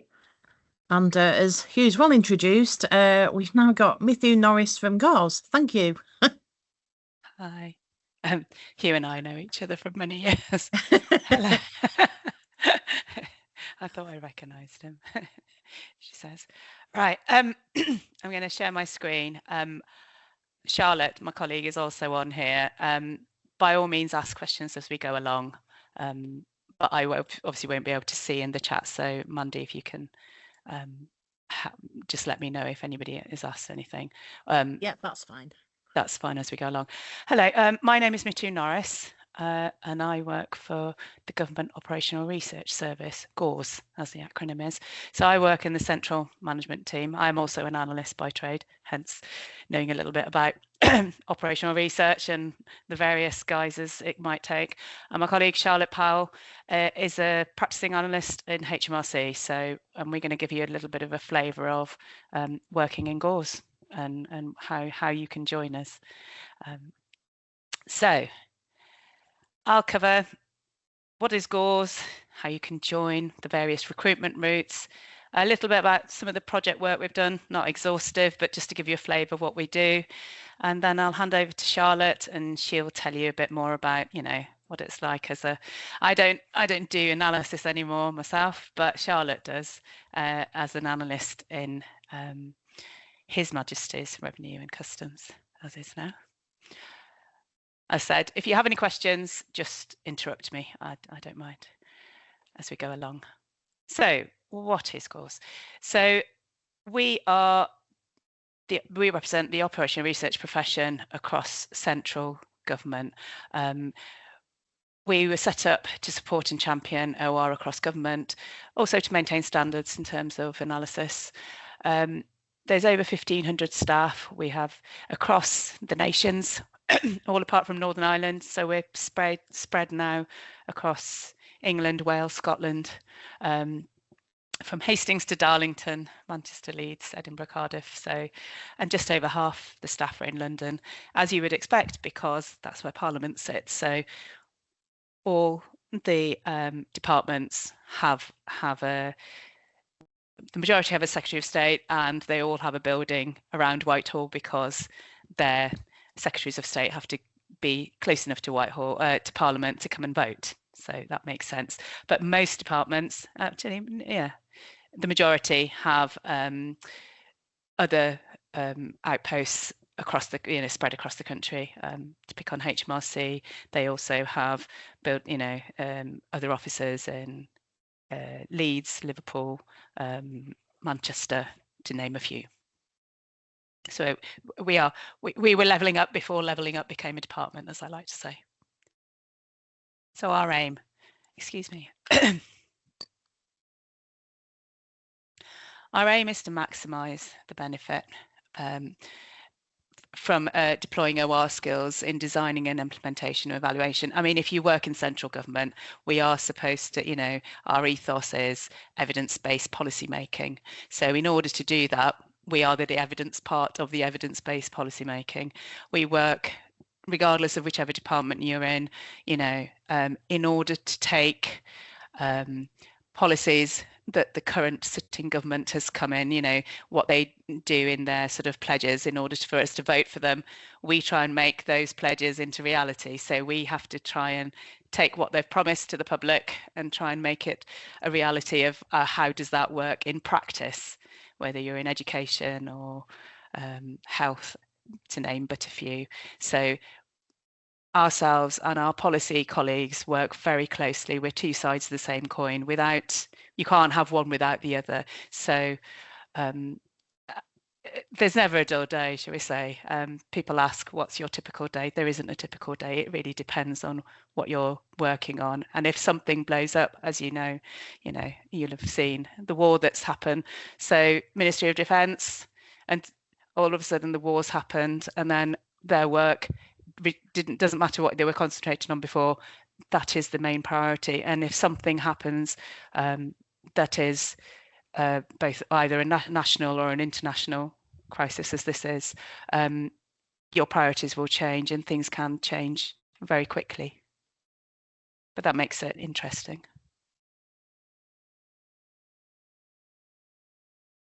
So to join GAWS, there are two main routes we have to join our profession. So we have a mainstream recruitment and a fast stream recruitment route. The mainstream recruitment, this is an external recruitment round. We always advertise on civil service jobs. If you want to get the alert, so log on to if you log on to civil service jobs and you create an account, you can set up an alert for our vacancies, put in OR, stats, analysis, etc. Choose these sort of from the drop-down menu, central sort of keywords that you can put in for the types of alerts that you're interested in. And when ours becomes live, you'll just get an alert that the vacancy is available. We recruit at both HEO and SEO levels. So they're the two main sort of junior levels before you get to team leader. For the mainstream round, we hold two recruitment rounds, one in spring, one in autumn. The spring round has literally just closed. It closed on the 5th of May. If you miss that, there will be an autumn round. there should be an autumn round, I'll say, because at the moment it depends on budgets and the number of vacancies available. We didn't have an autumn recruitment round last year, mostly because there were budget restrictions and there was many departments had a restriction on their headcount, so we didn't do that. But in general, we have 2 recruitment rounds a year. The advert goes live in March for the spring round and around September for the autumn one, and it's usually open for about 5 weeks. And we hold interviews in June/July, so end of June, early July, and end of November, early December for the autumn round. The fast stream recruitment again, external. We are one of 15 fast stream schemes. So this is, if you go on, do a Google search, if you go just do a search on civil service fast stream, you'll be able to find out more information on the fast stream and the schemes that are part of the fast stream, of which, as I say, OR is one of them. The fast stream only recruits once a year because it's an assessment centre rather than just an interview. So a mainstream, you will just have one interview and a decision made. But for the fast stream, there are several different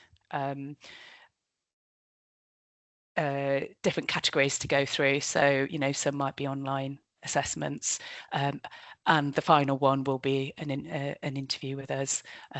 They're all online interviews nowadays, but we have one recruitment round which is in the autumn. Again, the application window opens for the fast stream around October time. It'll be open to 4/5 weeks, depending on the number of vacancies that are available. And our ORAC, so the OR Assessment Centre, we usually have interviews in February, March time, because, as I've just explained, the fast stream is a bit more is more intense than the mainstream. Sorry, I'm losing my voice by the sounds of it. Basically because you have to pass the generalist fast stream, which is the fast stream assessment centre, which everybody that applies to the fast stream has to pass, and then you go on to your selected one. So within the fast stream, when you do your application form, you will be able to select 3 of the professions that you might want to apply for. So you might choose OR, stats, economics. They're quite nicely linked, and what will happen is you'll pass. Everybody has to do the generalist, the FSAC. If you pass the FSAC, then you go through to the interview for your first preference. If you don't pass your first preference, you go to second, third, like that. So that's why.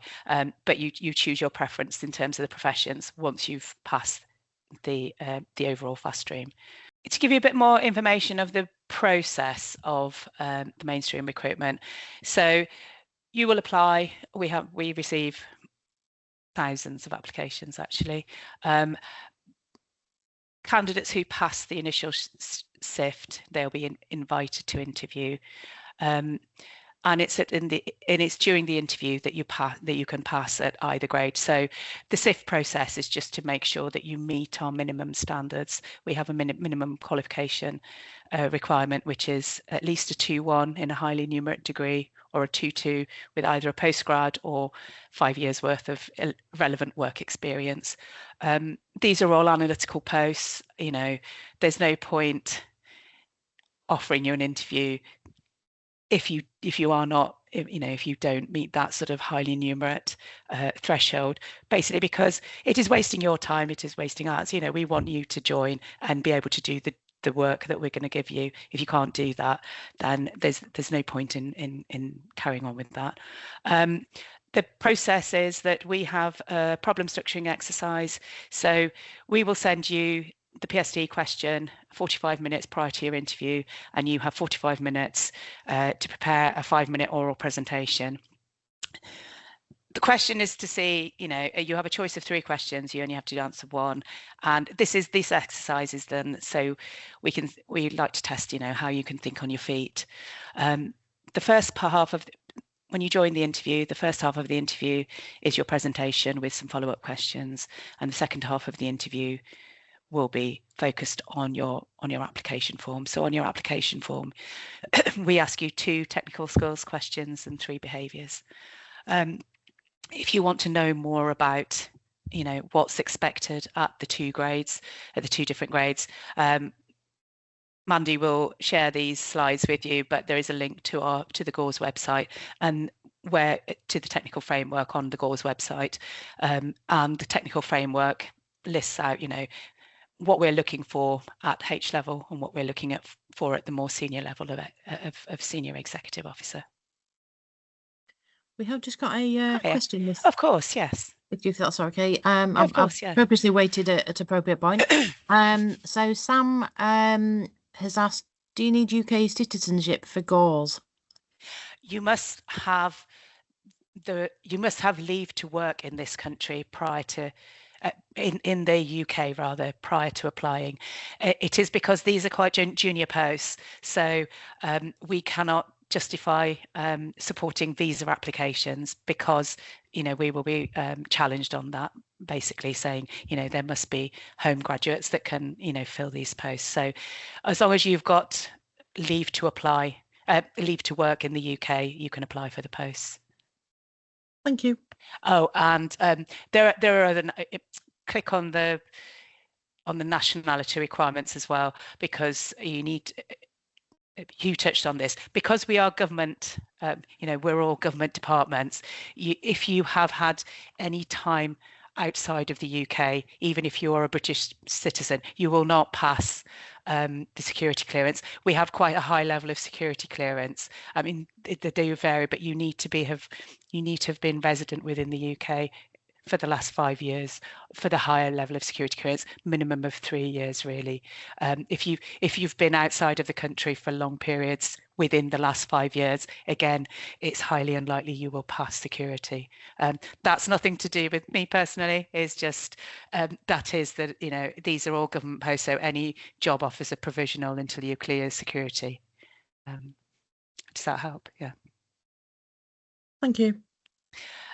Just to tell you a bit about the fast stream, so all candidates, I think I've touched on this anyway, have to pass the fast stream assessment centre, and then once you've passed the FSAC, if you have put OR down as one of your choices, we will see you.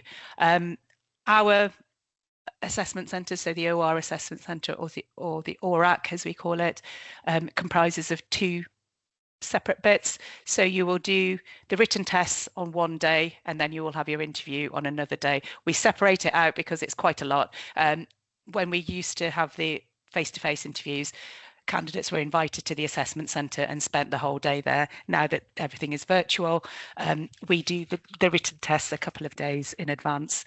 So you'll have an analytical exercise and a problem structuring test. If you turn up for the written test, then usually a couple of days later you'll be invited for the interview. The interview comprises a technical presentation and, again, you know, the evidence that you've given in your application form, and we'll ask you some questions on that.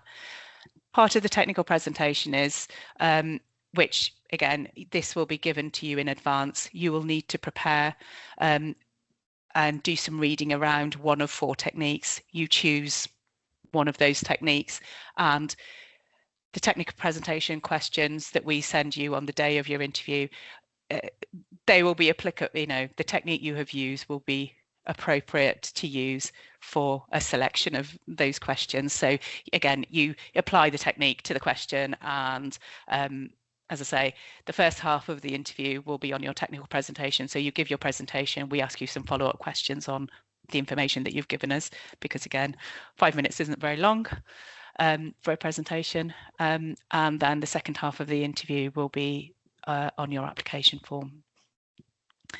We do focus on your analytical background and motivation for, you know, these are analytical posts. So obviously we're interested in what you've done and what your knowledge base is in terms of your analytical ability. The fast stream is just to give you a bit of a background as opposed to the mainstream. If you've passed the mainstream, you will be allocated to a department that has a vacancy in the locations that you're given. We try and give you your first or second choice location preference.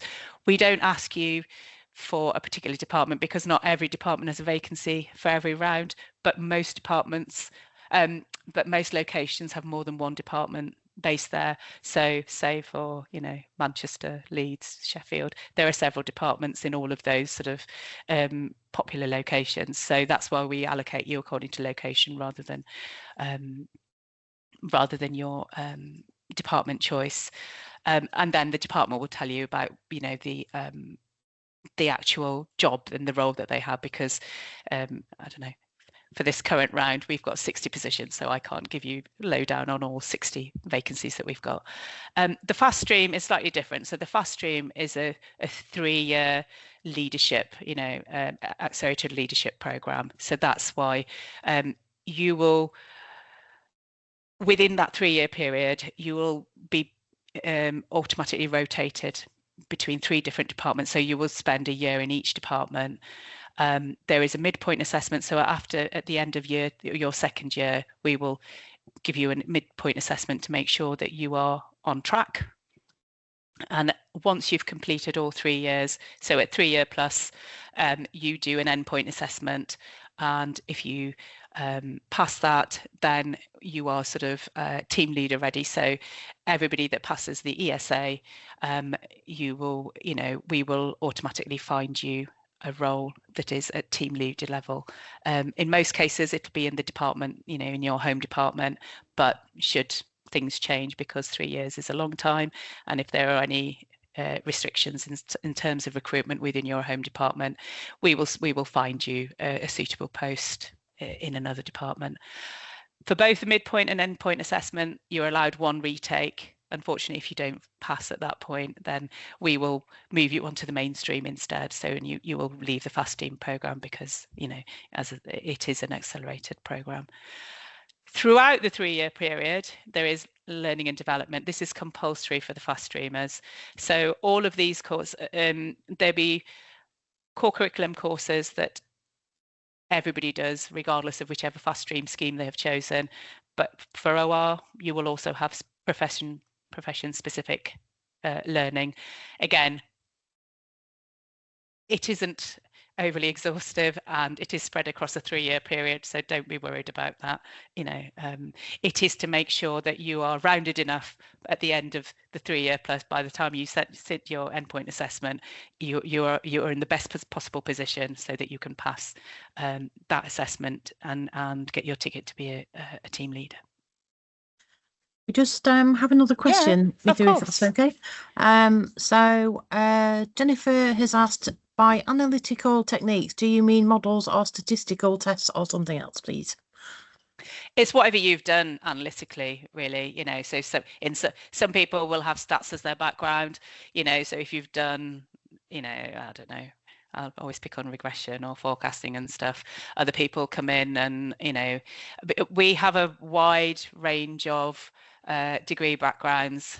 You know, they're from maths, physics, geography, psychology. So it is, if you've passed the SIFT, it means that we have deemed that your qualifications are highly numerate enough for us to, you know, that you should be able to pass the interview basically and be able to work in one of our departments. So it isn't specific. You know, some people come with simulations, programming thing. So it is quite a broad range. Just to finish off before I hand over to Charlotte, because I can feel that a few of the project work. So this is just to give you a bit of a flavour of it. You know, we range from multidisciplinary teams across many departments to, you know, some teams that sit with their policy colleagues, some teams are within sort of large analytical divisions. It just depends where you are. Some departments are larger than others, and some, you know, but everybody's heard of COVID. So, you know, these are some of the things that you probably were aware of in the news. However, you may not have known that it was OR analysts that were working on this. So, you know, introducing the lateral flow testing throughout the 3,000 schools across England. Well, it was the OR analysts that were doing the modelling behind that. So, you know, what needs to be where, and coordinating with analysts in both education and Department for Health and Social Care. They were collaborating across government to try and deliver that. International travel, Department for Transport, you know, obviously as the title gives way, you know, they had a lot of stake in that, but equally working with the Home Office because Border Force. So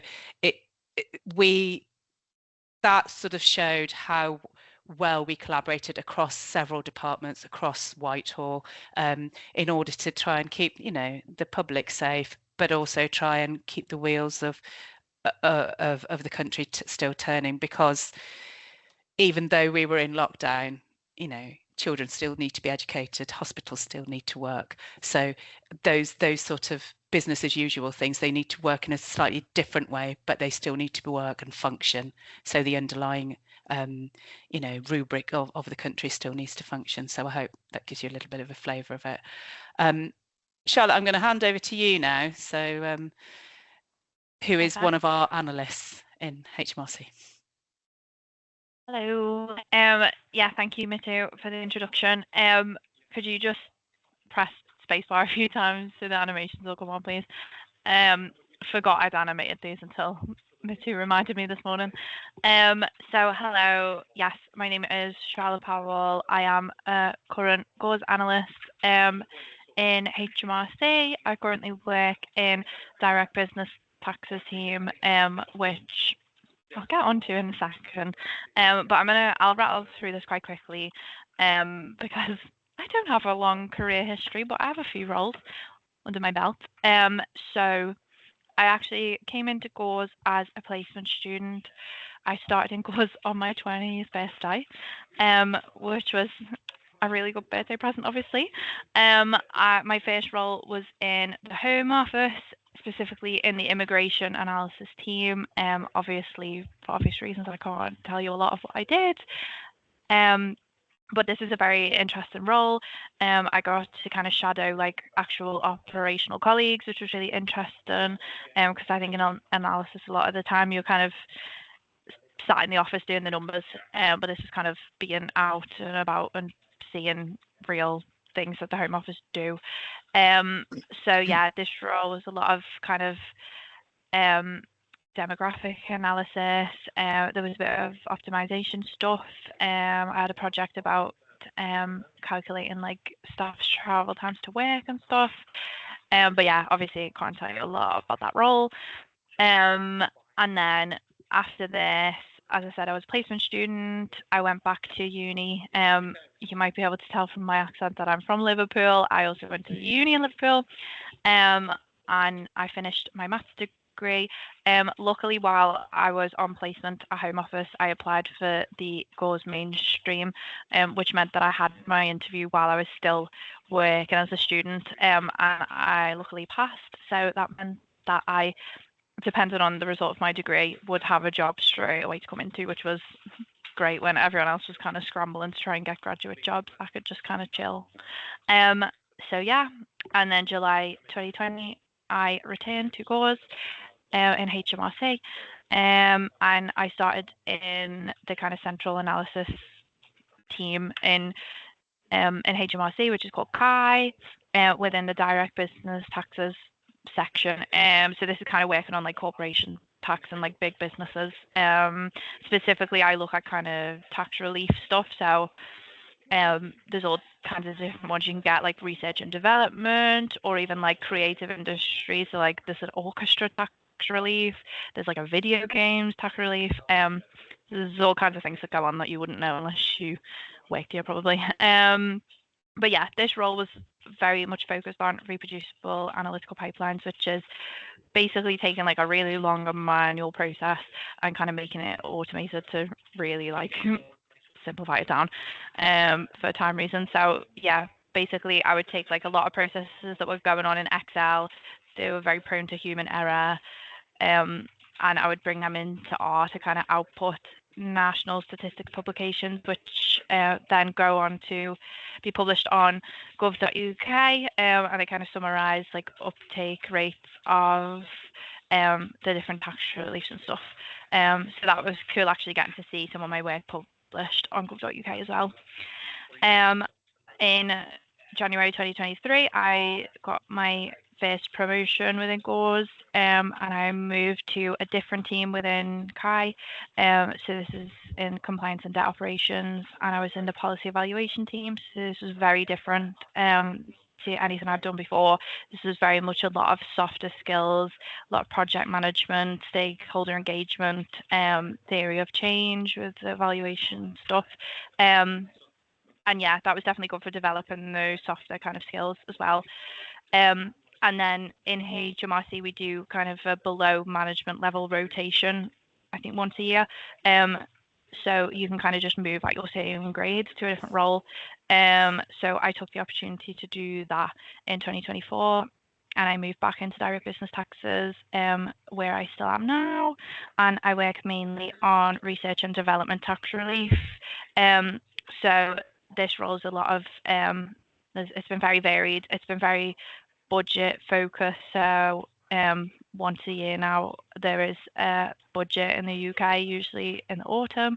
And obviously the Chancellor will announce lots of different measures of different changes to the tax system. And my team is a very small part of costing up stuff to go into that.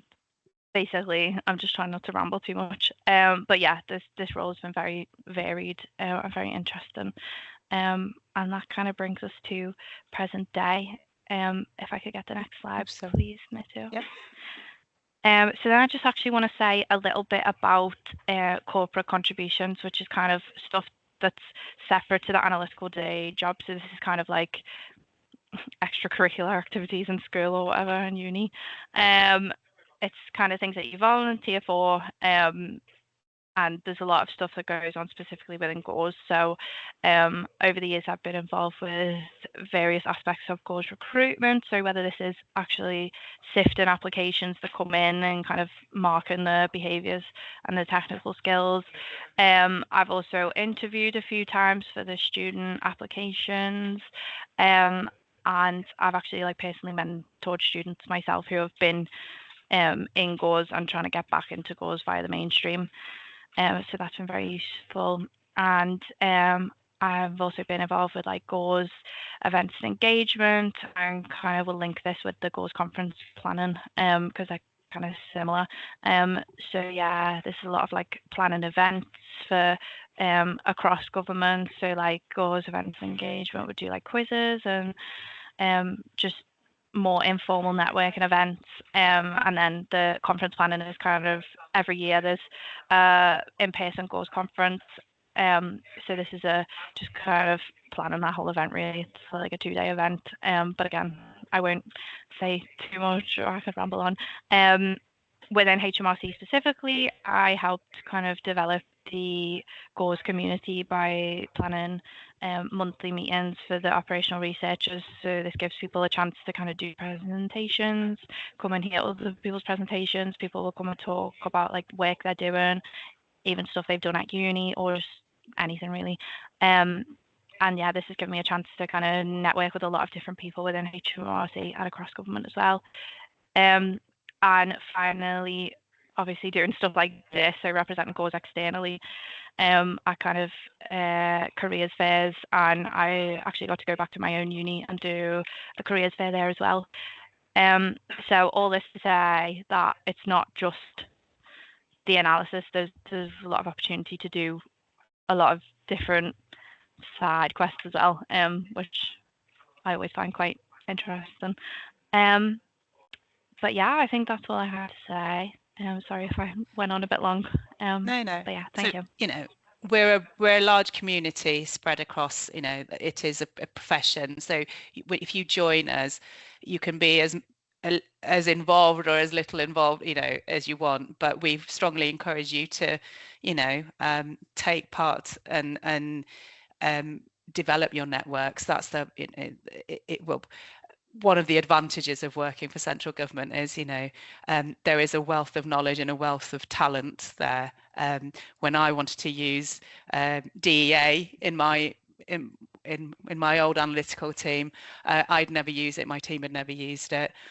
We just emailed across the community and said, is anybody using it now? And by the next week, we had a working group together with people giving lots of advice because they'd either used it already, had some pitfalls, don't do this. Other people saying, we'll QA your model. It's that sort of thing, whereas in a much smaller organization, you probably would have had to reach out to other experts in the field. We already had such a expertise and a wealth of knowledge within our own sort of 1,500 members. It was staggering. So yeah, come and join us.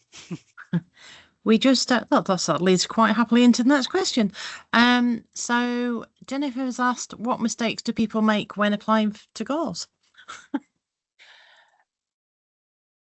What the number one I would say is the section that says adult, give all your modules. Please give all your modules. It says, give the equality. We're not interested in the institution you went to, but you must give your degree, your classification, and the modules you've studied. It is for us to determine whether you are highly numerate. You can't tell me that you're highly numerate. If you don't include that, in just recently we've had 1,600 applicants. If you haven't given the information, even though it asks you to, you will automatically get sifted out, even if you are doing a highly numeric degree. Thank you. Wow, 1,600. Yeah. And the next question from Lydia. As a student doing undergraduate mathematics and looking to apply in autumn for graduate roles, would you recommend the mainstream or the fast stream programme? And what have you found is the most useful and transferable mathematics skill from your degree to a career in operational research? I would recommend both because I recruit to both. But have a look at what's on offer and match it to what you're looking for. Not every route will suit you. So I don't know you, so you have a look, see what the mainstream route offers, see what the fast stream route offers, and you select which you think is most applicable. I mean, you can apply to both. If you get through, then you have a decision to make. Obviously, there is nothing stopping you applying to both the routes. Charlotte, what have you found that's the most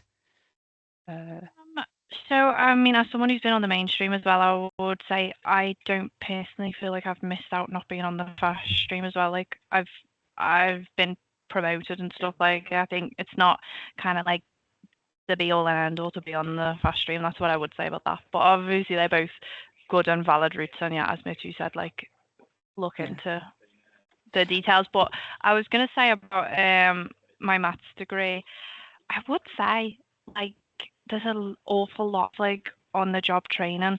So I think like in uni we were kind of doing a little bit of coding and stuff, which is kind of I guess been useful. But I think the most useful thing from uni was that in my degree specifically we had like sessions about applying for jobs, and right before I applied for GAWS we had a module about writing competency-based answers for applications, which is what all government applications are, and so that was very useful. But yeah, I think that's not really an answer. No, there is. It is. There's a couple of other questions on here. So, are the fast stream for PhD students? No. Either route is suitable for anyone. You have to have a degree as a bare minimum, but whether you have a postgrad or any sort of postgrad, it doesn't make any difference. You can apply for any stream. The other one in terms of career changes, we don't just take brand new graduates. Those with relevant work experience, you're more likely to pass at the higher grade rather than the more junior grade. Those invariably, I'm not saying all the time, but the majority of the ones that pass at HEO are the ones that are brand new out of university because they haven't got any relevant work experience, but do apply. No, we have a variety of ages across. Is a technical part of the application, or is it possible to do good answers to the impact part? with Agatha. Yeah, we're looking to see how you've applied your analytical technique and, you know, in practice. So yeah, it doesn't have to be a work-based project, as opposed to you know, the majority of our applicants are people that are applying from an academic background, either with their first degree, second, or PhD. So, you know, you just need to be able to tailor your answers so you can answer the technical question. Basically, we want to see what you know, not what you don't know.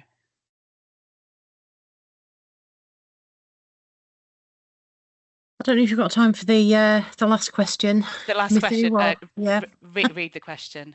So Take your time. It's open for 5 weeks. Please don't email me 3 minutes before midnight when it closes and say I pressed submit and it didn't go through. It is complete. I do not have that much power. I cannot reopen it because it's an automated system. If you haven't submitted in time, I cannot do anything about that. So that it is open for a long time. If you have any questions in the meantime, I am the main point of contact. So my name and my email address is given on the advert. Do get in touch. I do answer them. You know, we do answer them. But yeah, just read the question and stay within the word limit. You use the star technique because it makes it easier then to understand what you're telling us. It gives it a format. Is that all right? All the frameworks are like online as well, so like yeah, just read them because a lot of people don't. So that's what I'd say. Yeah, good tip. Yeah, is that all right? Thank you. Sorry, I'm really sorry. I've got to restart my other one in 5 minutes. Is that all right? By all means, Mandy, I'm happy for you to share my email address if you have any questions outside of this. When Mandy circulates the slide pack, drop me a line. It's fine. No problem. Thank you very much, Mithu and Charlotte.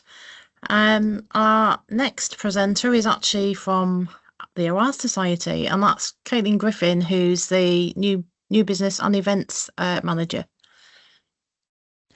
Thanks, Mandy. I will just share my screen. So yeah, I hope everyone is finding today useful and getting lots of tips for your next steps. I just wanted to cover a few opportunities that we also have in the OR Society. So whether that's being involved in our events or some tips personally from me as well on when you're making applications. So first opportunity that we have at the moment, our annual conference, which many of you may be aware of, is coming up in September. So this is at University of Nottingham between the 8th and 10th of September. And we're looking at the moment for poster submissions for the conference. So our abstract portal is currently open. You can submit for a variety of different talks. So whether that's posters or being involved in a workshop or a paper presentation, then please submit your research and get involved in that. We also have a prize, which I believe is £100 for the best poster and also the best lightning talk, which brings me on to our New to OR event. This is coming into our annual conference this year. So on Thursday, you can attend the New to OR stream. And as part of this, we're offering lightning talks if you'd like to just speak for a couple of minutes and get that experience with presenting as well at quite a friendly conference. Then please contact us and let us know, and we'd be more than happy to include you in that lineup. Moving on to a few top tips or things that I think would be useful, which is personal from me, just from different companies that I have spoken to. Number one is actually specialising and learning optimization tools before applying to roles when you leave university as well. So I believe you can get like student accounts for Garobi and different OR tools on Google, and that's really good to actually have that talking point as well at interviews. Also building actual OR focused projects. So when you're looking at projects within your area of study, whether that's in supply chain, vehicle routing, queuing, following a specialist area may make it more easy to stand out when you're actually coming to applications. You could also target specialist employers in certain areas. So as Mitty was just saying, GORs, consulting, airlines, logistics, retail, all these areas are really strong and value operational research as part of that industry area. So it could be that you follow a certain route or try to specialize when you're putting out applications as well, which makes it easier when you're looking at cover letters and all that sort of side of applications. Number 4, in the OR Society, we also work with informs, and as well we have many different journals that actually might be useful ahead of making applications, or again for those specialist areas to look at how OR is actually applied into business problems and real life situations. The last one, practice actually translating your models into decisions or thinking of what the best outcome would be. So, for example, employers may care less about the actual equations on when they stand on their own, but more about actually how is it reducing costs, improving efficiency, or potentially supporting the company to make better decision making. So say taking your academic projects and putting them into a real life setting is also something that I would recommend thinking about. Finally, on this slide, it's just got quite a few different titles that fit into data science or operational research. So again, I'll add this to the slide deck that Mandy sends around on behalf of the speakers. But if you're looking for inspiration or potentially a little lost in thinking where your skills might fit, it's always handy to see actual job titles and where your skills could fit. So I'll leave you with that. And I believe there's a comfort break now until about 1:30, and then DFT will be speaking afterwards. Thank you, Caitlin. As Caitlin said, there's a 15-minute comfort break. If everybody like to go and get yourself a drink, that sort of thing. And we'll be back at 1:30. Thank you. Brilliant. Thanks, Mandy. Thank you. No problem. Thank you, Caitlin. So, welcome back, everybody. Hopefully I'm going to pronounce this right, but this is Ionis Mitsouris from DFT. Over to you. Thank you, Mandy. Shall I share my slides or will you do that? If you could share them, please, just in case. Of course. Thank you. Okay, can you see them now? Yes, all good, thank you. Okay. So thank you for the kind introduction. As mentioned, I'm Ioannis Mitsouris, and today I'll present briefly about how it is working as an operational researcher at the UK Department for Transport. This is meant to be an interactive session, so please let me know at any point if you have any questions, either unmute yourselves or write in the chat. So the idea is that I will say a few words about my background, then how it is working at DFT as an OR. I have included also an example of an OR-related project at the Department for Transport, a research project. And then some information about careers at the government operational research service. And of course, we'll have time for any Q&A at the end. So a bit of background. I've been working at the Department for Transport since 2018 as a principal academic advisor in the maritime environment analysis team. So my area of expertise is maritime shipping. You can see also the Lego ships behind me in my office. At the same time, I'm an associate professor of shipping finance and sustainability. I work at my university is called Bayes Business School, formerly CAS, St. George's University of London. And I'm also part of a very big research grant around shipping decarbonization, where we conduct research about the financial and business challenges of the transition towards net zero shipping. So I have a dual role. I'm a civil servant and I'm an academic.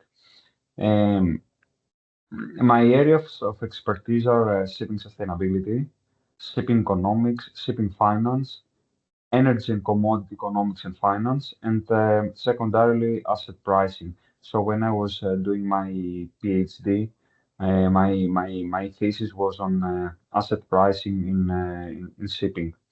And so I employed a lot of asset pricing models and econometric models there, which is related to OR.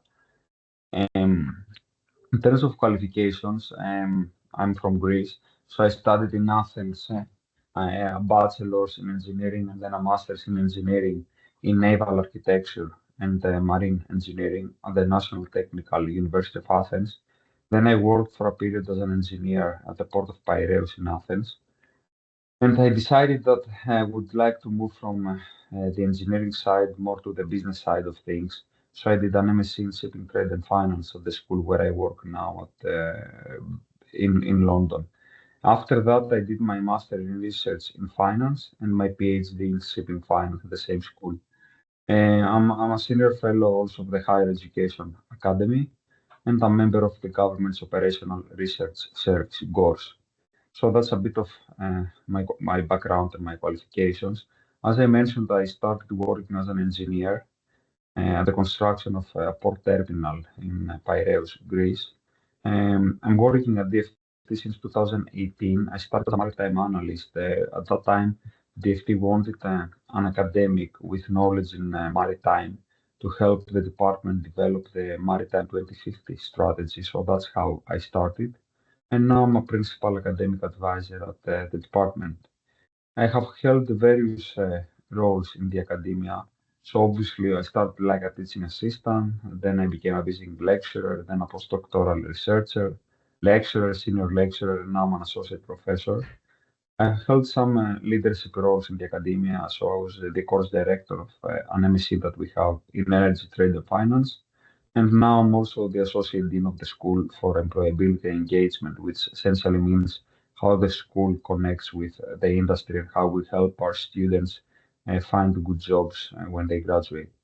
I have included also, in case the slides are circulated, a list of my academic publications, so you can have a look and you will see that this is highly empirical research, so data-driven research with econometric and more broadly economic models. So a lot of research and operational research there. As I mentioned, I'm a member of the Maritime Environment Analysis team. You can see here a poster at DFT with my work. This team have participated and led on a large number of major projects. One related project is the Maritime Emissions Model. That's an in-house model at DFT, which estimates greenhouse gas emissions from shipping. It is led by a colleague, another operational researcher. So it's a highly technical model that forecasts greenhouse gas emissions. And it has also been used to provide, it was developed to provide an analysis of the recently published Maritime Decarbonization Strategy of the UK. So as a team, we work closely with economists, statisticians, other operational researchers, but also social researchers, and of course, policy colleagues, because one of our aims is to conduct research, develop models that can provide policy with robust evidence, and we can inform policymakers when they're developing policies at national and international levels. Some examples of research on or ongoing projects I have been part of. So what I do on a daily basis is I provide expert advice and market intelligence related to the maritime sector.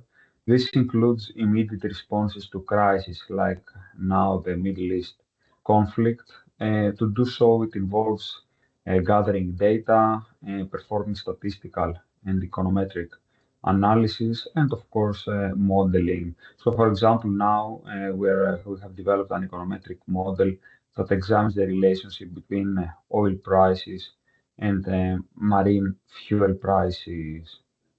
Further work is about analytical and academic support for the United Kingdom's participation in the International Maritime Organization. That's the United Nations body for maritime. This involves reviewing technical papers from other delegations. I deliver some seminars about the maritime sector and sustainable finance to develop. This is based on my academic research as well. So this involves statistical analysis and summary of related academic research. I assist with the department's engagement with other academic institutions. So, for example, advising and providing recommendations on behalf of the department on student dissertation projects. And I'm also the analyst lead between the department and the UK National Clean Maritime Research Hub, which is a consortium of 14 universities, 14 UK universities that conduct research in shipping decarbonization. And finally, a project that I developed 2 years ago, and I will speak to that in the next slides, is what we call the freight forecasting model, the UK port freight forecasts. And we have also developed forecasting models for passenger traffic. I can pause here in case you have any questions. If not, I can speak to the exact project. Okay, and I guess I will move on with the project. So, for the ones that are not familiar with the transport industry, we can categorize it into interregional, so between countries, for example, between the UK and the US. Rotimi, I think you are unmuted. Do you have a question? Don't worry.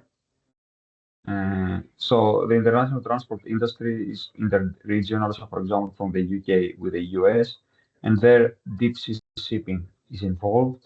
Then you have short sea shipping, for example, from the UK to continental Europe, what we call short sea shipping. And then you have also inland waterways, so for example, within rivers. So our forecast, the port freight forecast, focus on deep sea shipping, short sea shipping, and inland waterways. It's important to mention that shipping is an integral part of UK economy and the world trade. So around 85% of the UK international trade in goods is conducted by sea. Around 40% of the UK's food is being imported by sea. And UK is among the biggest short sea shipping countries in Europe. Some commodities freight are commonly shipped by sea are, for example, energy commodities like crude oil products, natural gas, iron ore, and bauxite and alumina, agriculture and forestry like grain, forest products, soya beans. And then you have manufactured or semi-manufactured goods, which are typically moved with those container boxes. Seaborne trade is affected by the world economy. So you can see here the world GDP and world seaborne trade, that they're highly correlated, the annual growth in both. And you can see that when world GDP falls, as it happened, with the financial recession in 2008-9, or during COVID, you see that also seaborne trade falls. So it's directly affected by the world economy. Now, we had to develop the 2024 UK port freight forecast to inform ports policy at the UK level, to inform also the maritime decarbonization strategy that I mentioned before. And this involves a lot of engagement with other governmental departments like the Department for Business and Trade, the Department for Energy Security and Net Zero, and the DEFRA, so the Department for Environment, Food and Rural Affairs. It involved also interaction with the industry, so with the British Ports Association, for example, and with academia. So it was a big project that lasted around 3 years to develop. You can see here when we say UK port freight data, we categorize it into liquid bulk traffic. So you can see the light blue line. This refers to commodities like oil or oil products and gas, liquefied gas. Then you have RO-RO. This is roll-on, roll-off vessels. You can think about ferries and wheeled cargo. And then you have dry bulk cargo like iron or coal, containerized cargo. I'm pretty sure you are all familiar with the standard container boxes, and other general cargo. So you can see that over the years, liquid bulk trade has declined. A main reason for that is that the UK economy, along with other developed economies, moving towards net zero. So it's phasing out of oil and oil products and other fossil fuels. That's why we see this steady decrease in liquid bulk. The others remained relatively stable. So what was this project about? Is forecasting how port freight will evolve up to 2050. So we wanted to develop those forecasts so that we can inform, for example, ports about their infrastructure and any infrastructure improvement needs or increasing capacity. So they are used to inform long-term strategic thinking for the future direction of the UK port sector. It's a technical. Sorry, Rotim, if you can mute yourself because there's a bit of background noise. So it's a technical report that will support a revised national policy statement for ports. So that was being considered in Parliament. Apart from the central scenario, the forecasts that we have produced include low and high scenarios to communicate uncertainty and ensure strategy and planning decisions are robust. And we use them also to inform the transport demand forecasts for the in-house developed maritime emissions model that I mentioned before. So those are some of the uses of those forecasts. Because I mean, developing analytical work and using operational research or other technical skills, there needs to be a purpose for doing so. So we don't do it for the sake of doing it, but there needs to be an intended outcome and a use for the product. And so we had to update them because the previous set of forecasts were produced in January 2019 before COVID. So as you can imagine, a lot of things have happened since then. COVID, then we had the war in Ukraine, the conflict in the Middle East back in 2023 and now in Iran. So all this have affected the world economy and the UK economy. So we had to revise those forecasts. As I mentioned before, we use data up to and including 2023, and the forecasting horizon is up to 2050. So we're forecasting 14 categories of cargo, categorized as unitized freight. You can think about the container boxes, liquid bulk, I mentioned oil, dry bulk like iron ore and coal, and then general cargoes. The performance of this sector depends on the broad economic performance and activity in specific sectors, and this introduces a high level of uncertainty. To produce those forecasts, we use forecasts for different scenarios of economic, population, and energy outlooks. So what we did in practice, from an OR perspective, let's say, we examined what worked or did not work well in the previous set of forecasts. We identified economic and commodity indicators that drive port freight activity. Then we collected external, or when that was not available, produced in-house forecasts for the drivers.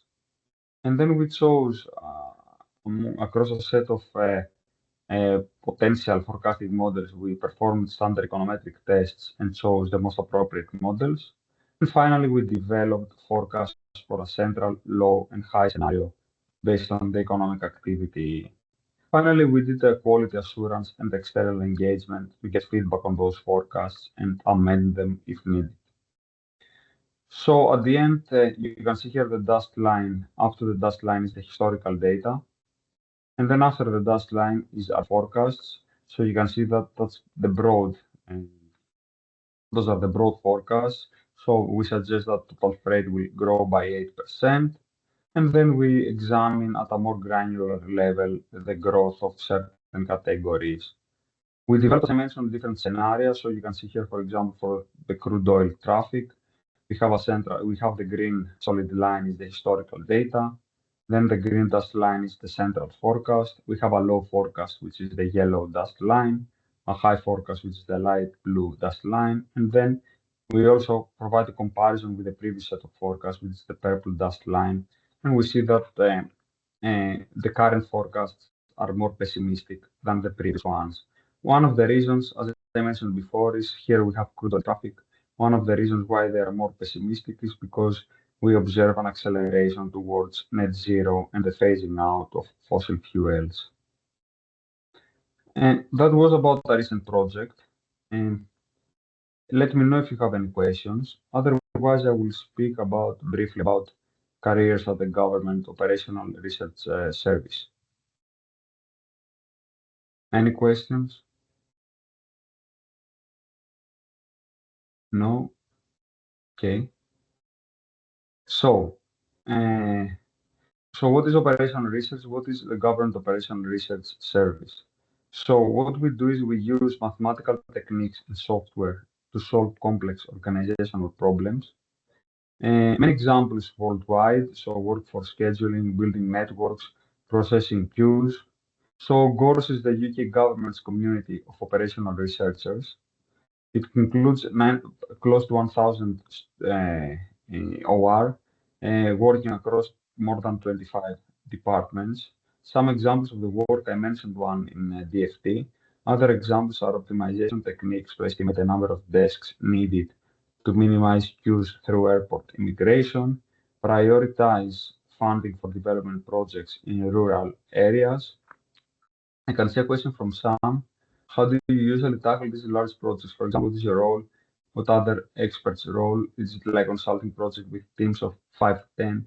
It depends on the project and the size of the project and the deliverables and the timelines. So for that project, in particular, the forecast that I mentioned before, it was developed over 3 years. So it all starts from typically from a policy request or a request from policy colleagues that identify a project for which they need analytical or technical support. So the timelines are typically defined by policy, and then depending on how big the task is.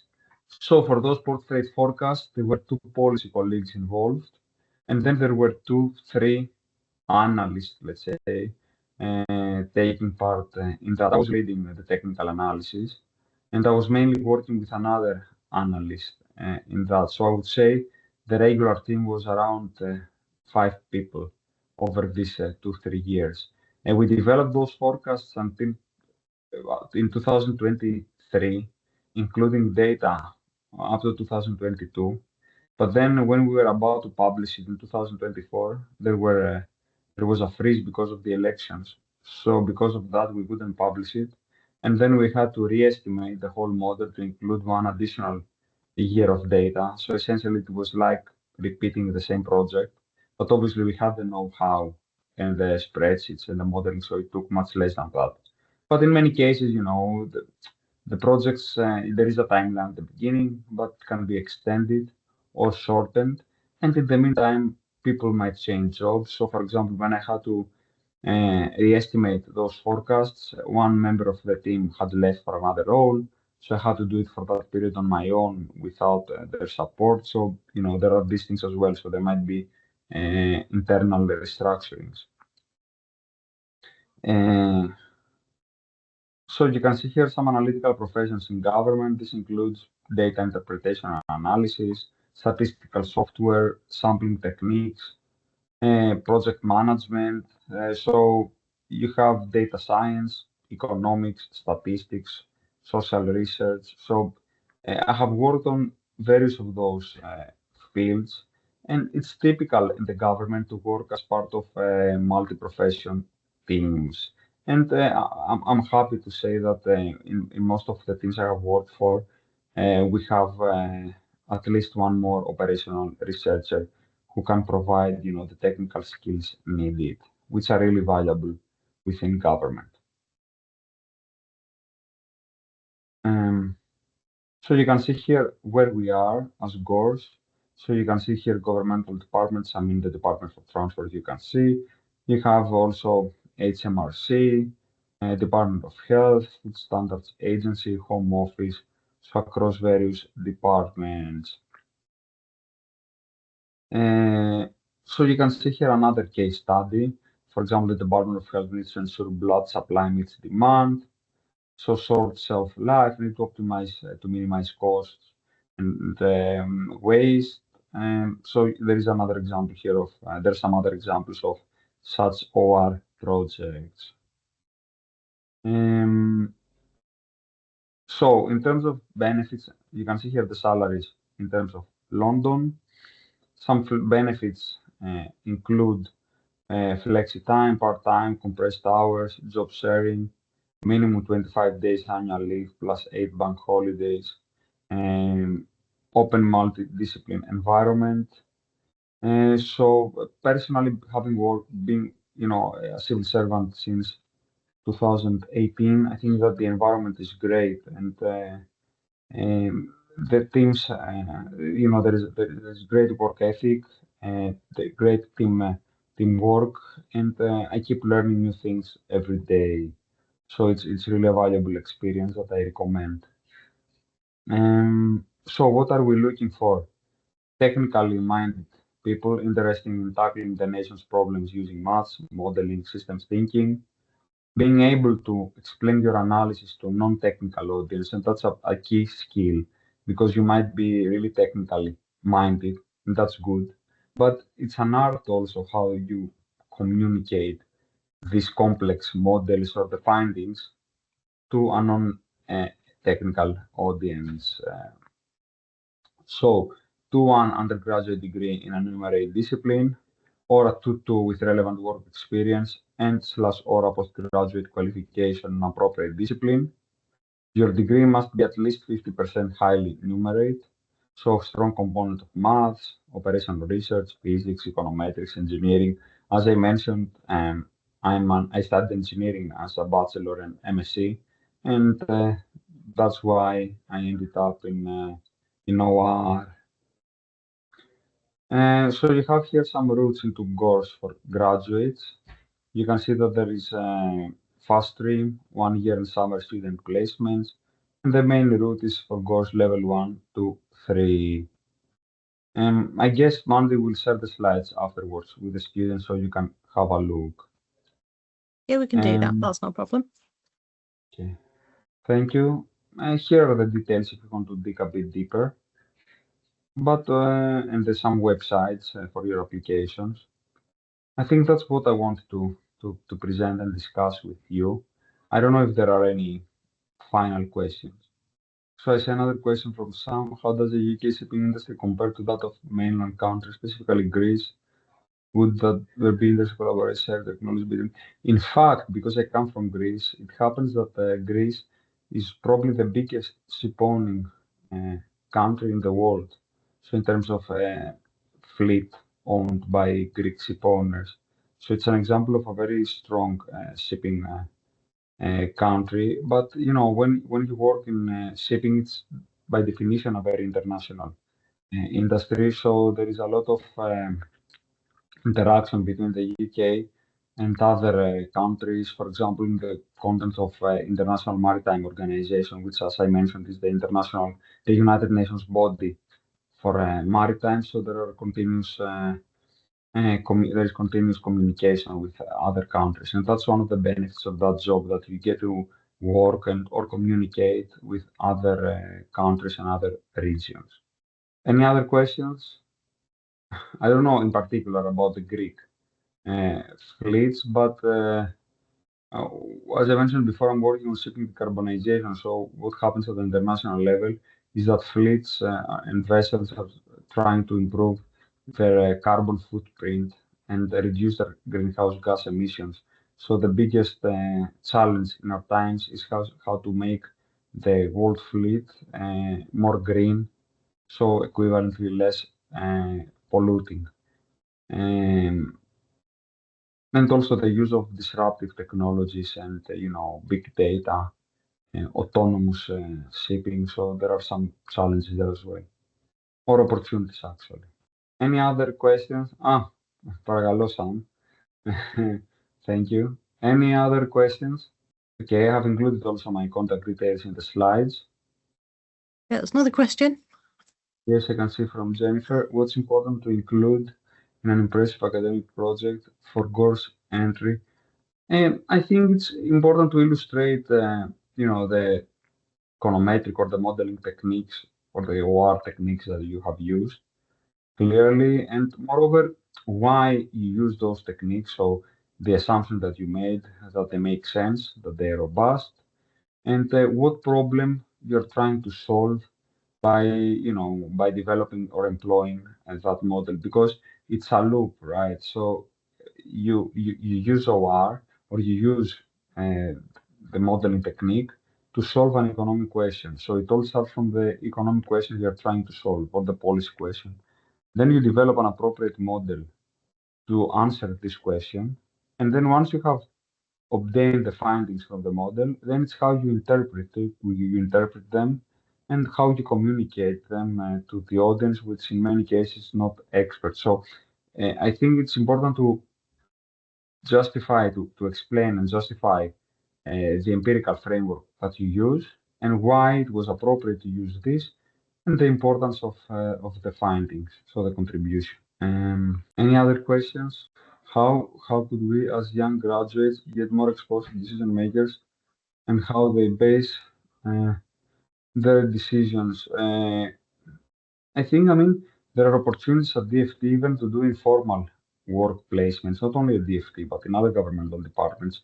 So students, while they study or after, I guess, they have the opportunity to do an informal work placement for a number of days. That's, I think, up to 9 days, where you can shadow people at the governmental departments working, whether ORs or analysts, economists, or policy colleagues. So you can, that's a nice hands-on experience.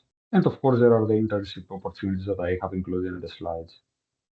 How do you arrange that? I think you can reach out to the governmental departments. If you go to the websites of departments, you can reach out to the departments. So you can either do it directly if you know someone that works in the department.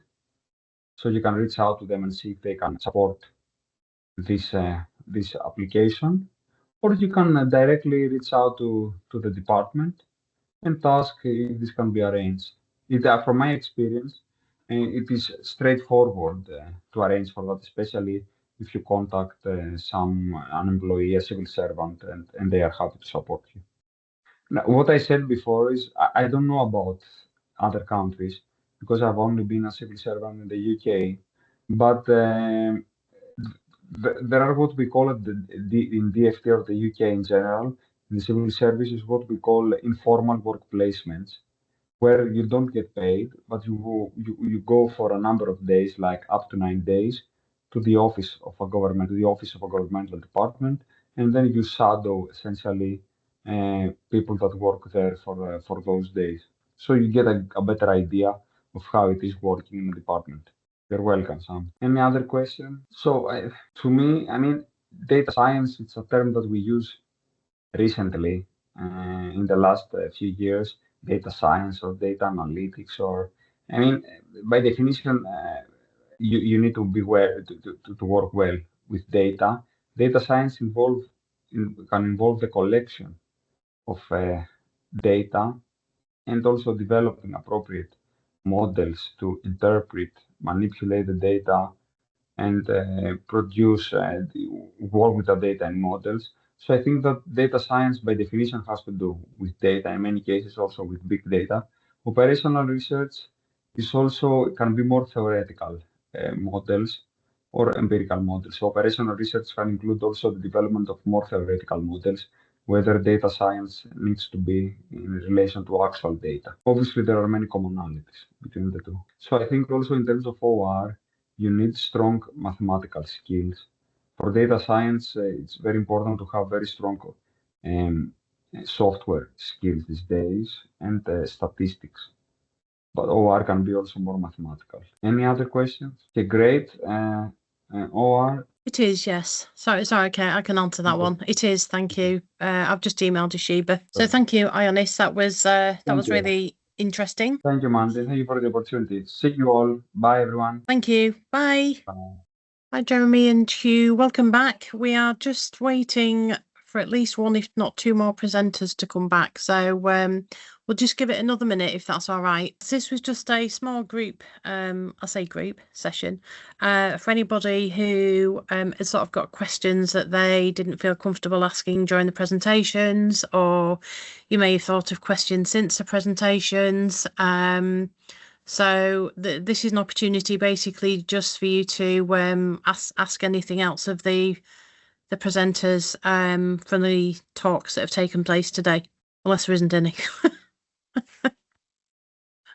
So please feel free, don't be shy. Shall I ask a question then?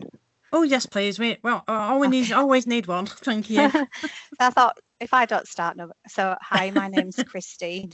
Thank you for your talks today. They've been incredibly interesting. I'm a career changer, leaving a career in education for 20 years, and absolutely dead set that I want to be a data scientist. Just finishing a master's at the minute. I'm happy to have a substantial drop in salary, so I wouldn't be wanting to come. Obviously, I'm learning a new career, so I'm happy to go in a junior role to learn more on the job. But the problem that I'm having is that obviously I haven't got work experience in the sector, so I don't have a lot of relevant work experience to put on a CV or an application. So during your talk, several of you were saying it's a good idea to list projects that you've done and to keep the emphasis on the projects as to what the project solves rather than the actual skills involved in the projects, which I think is a great idea. But the biggest problem with that is that all of my data science projects are university masters projects. So because they're not for a workplace or for an organisation, they don't have, I can't say what the impact is. I can't say that it's reduced costs by X% or it's improved efficiency in that area, because it's just something that we did, is an investigation, exploratory analysis that we did, or a question that we were answering, but it didn't have any impact. So how can I show impact with university projects, I think is the long question. Yeah, and anyone feel free. Anyone feel free. Well, thanks for the question, Christine. So my view is that, well, I guess there are a few things I'd say in response to that. First of all, when talking about the impact of a project, it doesn't necessarily have to be a quantifiable impact. So it could be something a bit more intangible. So if it's something like, I discovered something that hadn't been used before or hadn't been understood before, and this led to, opened up some other field of study, or something intangible like that. That could still be a good impact for a piece of work or good outcome. But also, I would say when so you mentioned that you're doing a career change and that you understand you probably have to come in at a lower level. And when you do come in at a lower level, generally they don't. I mean, certainly not in Atkins. We're not looking for, loads of experience, because that wouldn't make any sense. But what we're looking for is, first of all, a willingness to learn, and a sort of the right attitude, and also just evidence that you would be able to pick up those skills and apply them. And so if you've been using them in your studies, then that's quite good evidence that you could do that. I'd also say that there's probably a lot of evidence from your career and education that you could use, which obviously wouldn't be data science focused, but would still be potentially relevant. I'm sure a lot of it is transferable across to other fields, including OR and data science. So I wouldn't discount those examples as well. Thank you. That's really useful. I'm very, very rich on the transferable leadership skills, but I need to get my foot in the door to show my technical ability. That's I think where my projects list comes in, unless there's another way that someone wanting to enter a profession can show their aptitude to adapt, learn new skills. I suppose something else that springs to mind is, have you heard of something called Kaggle? It's like an online data science competition website. Yeah, I've been doing a few. Yeah. Okay. So you can have a go at that, and also there's the Alan Turing Institute is running a competition. They run forecasting. Well, it's data science competitions. The last one was forecasting. I guess this one is forecasting as well, but it's basically taking data, and anyone can enter, and you can enter as an individual or as a team, and they'll give you the data, and you have to come up with a model to forecast outcomes. So we entered last year, and the competition was about forecasting the incidence of Lyme disease. I knew absolutely nothing about Lyme disease when we entered, and I still don't know anything about it now, really. But basically, I just took the data and produced a forecast. And I mean, not to toot my own horn, but we actually won the competition. So I got to go to the Alan Turing Institute in London, and it wasn't that difficult to win, to be completely honest. It was I just used, basically what I used was linear regression, which is a very simple technique, as I'm sure you're aware, and I was able to win the competition by just sort of using linear regression and tweaking it a bit. So yeah, there's a competition running now, actually, so you can have a go entering that, or just generally have a look out for Alan Turing Institute forecasting competitions. Thank you. Do you want to add anything to that, Jeremy or Andrew? I think Andrew's got his hand up, so I'll let him take first. Okay, missed that bit, yeah. So as an addendum, the OR Society runs a scheme where it seeks volunteers to do pro bono OR projects for the community. That's potentially another way in which you can do some work to demonstrate some impact. And regarding being data science versus or anything else, I would say what you study at university is far less important than the thinking skills you bring into the job. And I think that's still going to be true in the age of AI. The best operational researchers I knew had done philosophy as either majors or minors at university, because I'd really, really, really taught them to think and to spot the logical gaps in arguments and syllogisms out. Maybe the only thing I'd add on to that, so especially around sort of your projects at university, there will be a lot of demonstrable evidence there to show that you get the end-to-end process of running an analysis project. So it's not just saying I had this real-world impact, it's also saying I got what the question was and I was able to develop an approach to attack that question and get something useful from an analysis point of interest rather than a real-world point of interest. I think there's a lot of evidence there which you might not be picking up on. Thank you. I'm hoping there's some more questions. Hi, I have a question. May I go ahead next? You may. Thank you.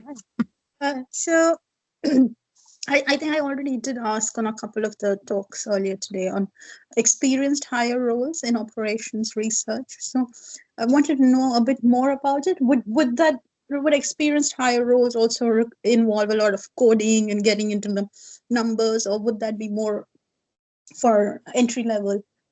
And experienced hires would be more at an operations excellence and the managerial kind of style. Any thoughts on how the experienced hire roles are? So I can speak to sort of my experience in the sort of defense consultancy world. So it's a bit of both in that you sort of have the team model of you're good at quite a lot of things and then you're a deep expert in a couple of things. And so you end up with a couple of profiles where you end up with people who are really good all-rounders, are more suited to managing delivery of operational research projects, but definitely within our company we have very, very deep subject matter experts who know, for instance, all the details about certain wars, all the detail about certain modeling and simulation techniques. So I wouldn't say it's one or the other. I'd say depending on where your expertise lies, you could be a very deep technical expert or sit more on the managing analysis side.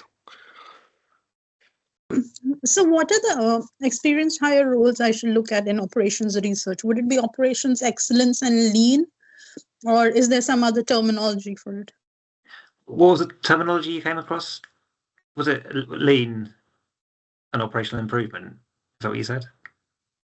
Operations excellence and lean.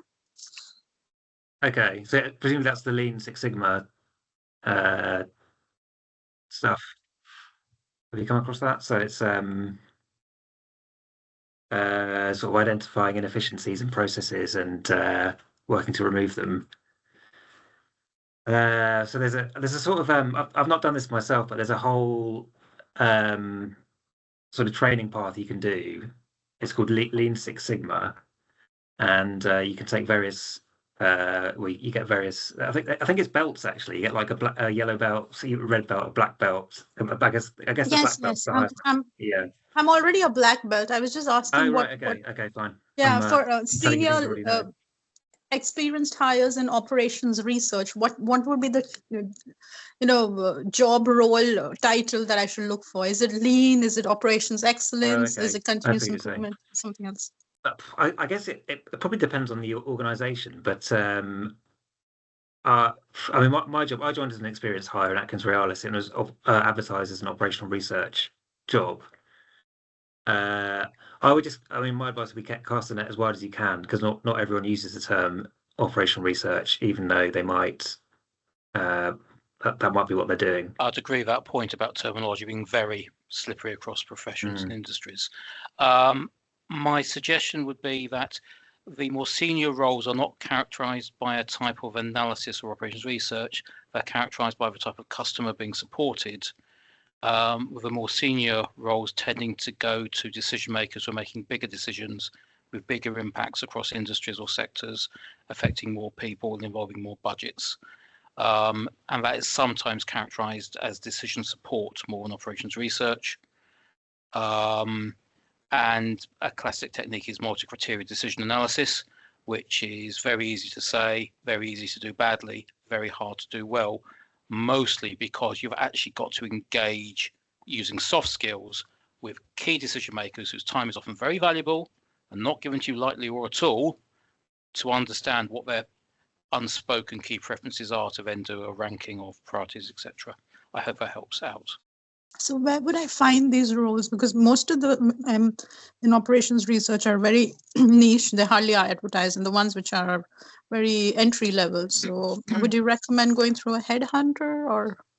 Yeah, I mean, so from my personal experience, I mean, perhaps I was lucky, but I just saw this job advertised, and I just happened to see it by chance, and obviously applied and got it. So perhaps I was just lucky in that respect that I happened to be looking when this job came up.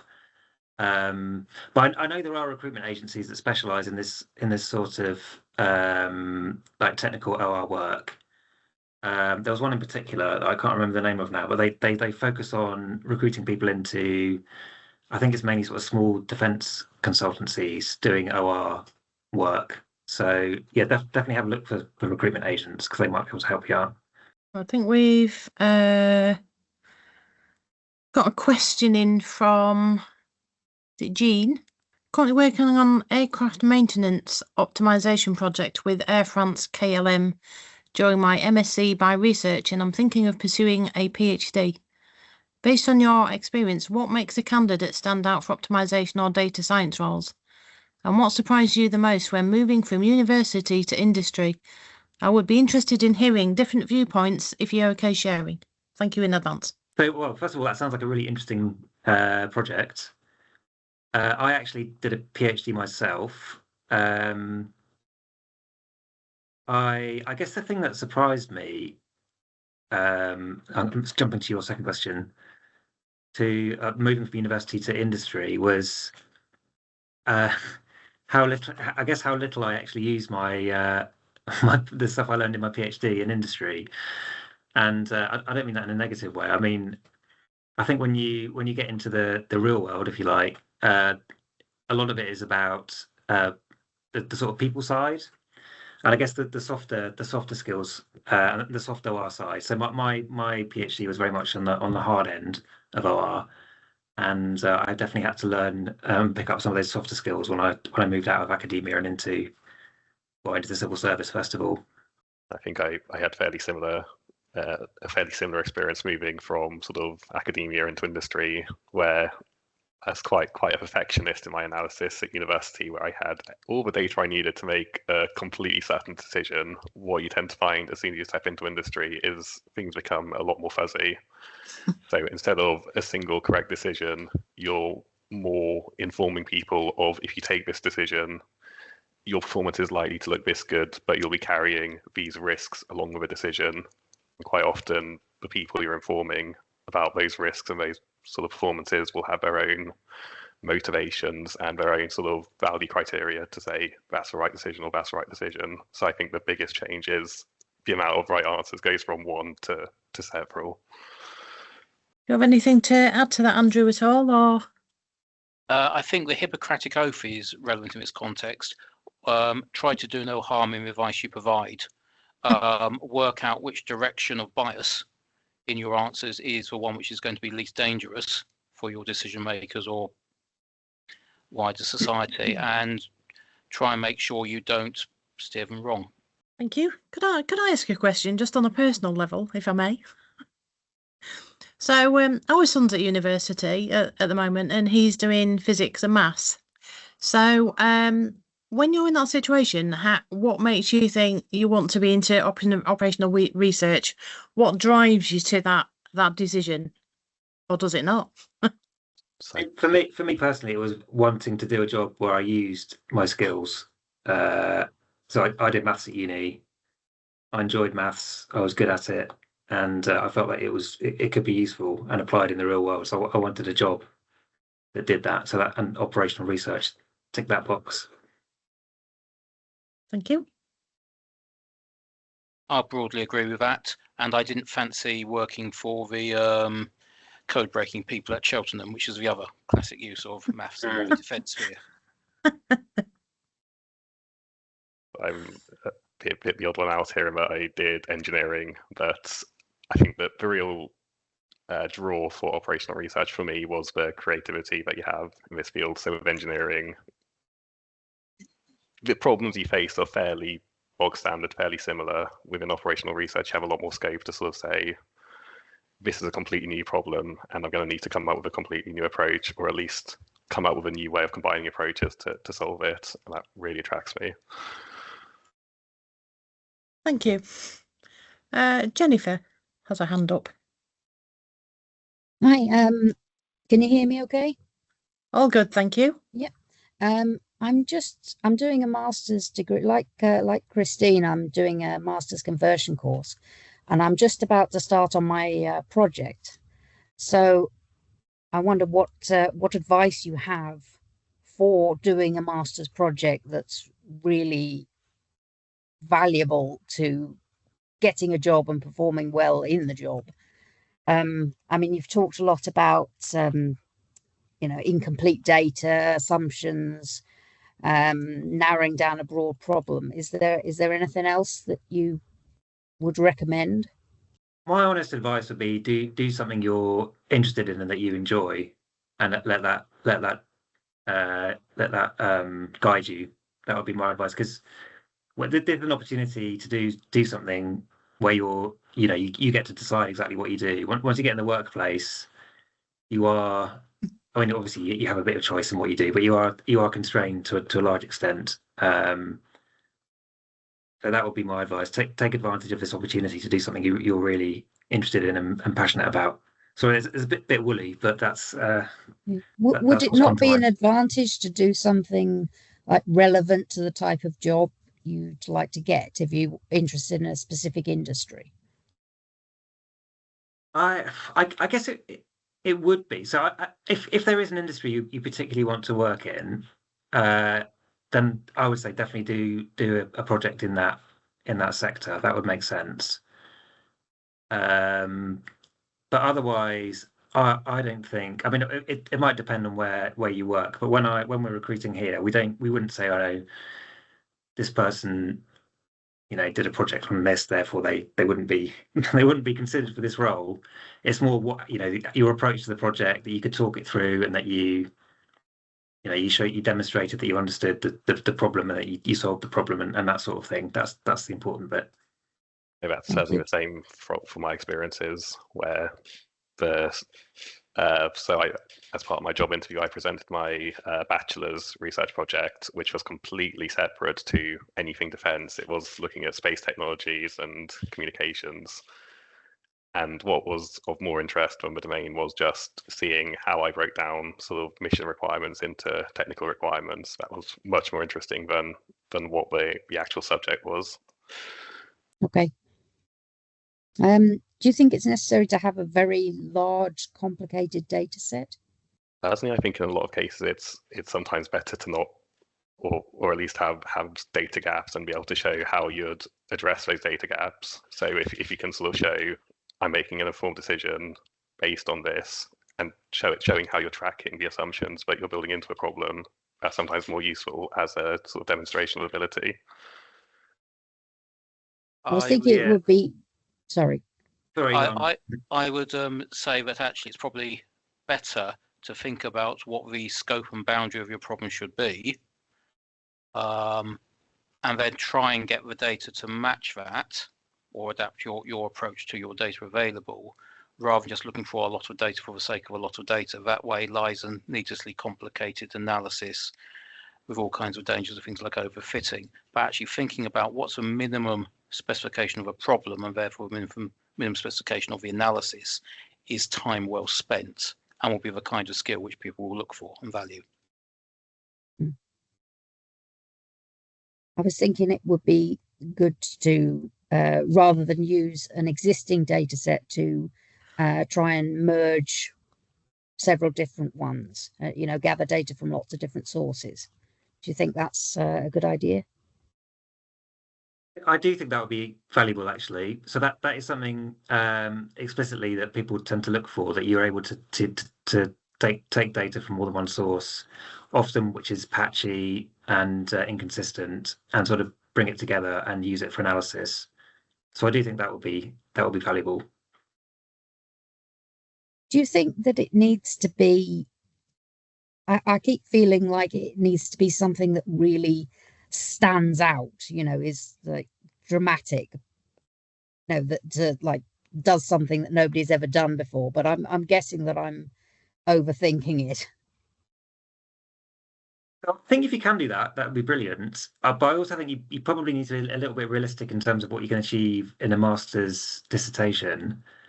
And I understand, because when I did my PhD, I started thinking, I'm gonna change the world of maths, and that didn't really happen. And that was 3 years of study. So by all means, be ambitious, but I'd say just try and temper it with a bit of realism as well.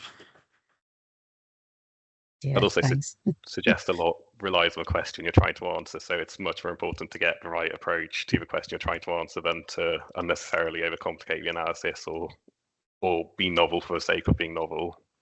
Okay.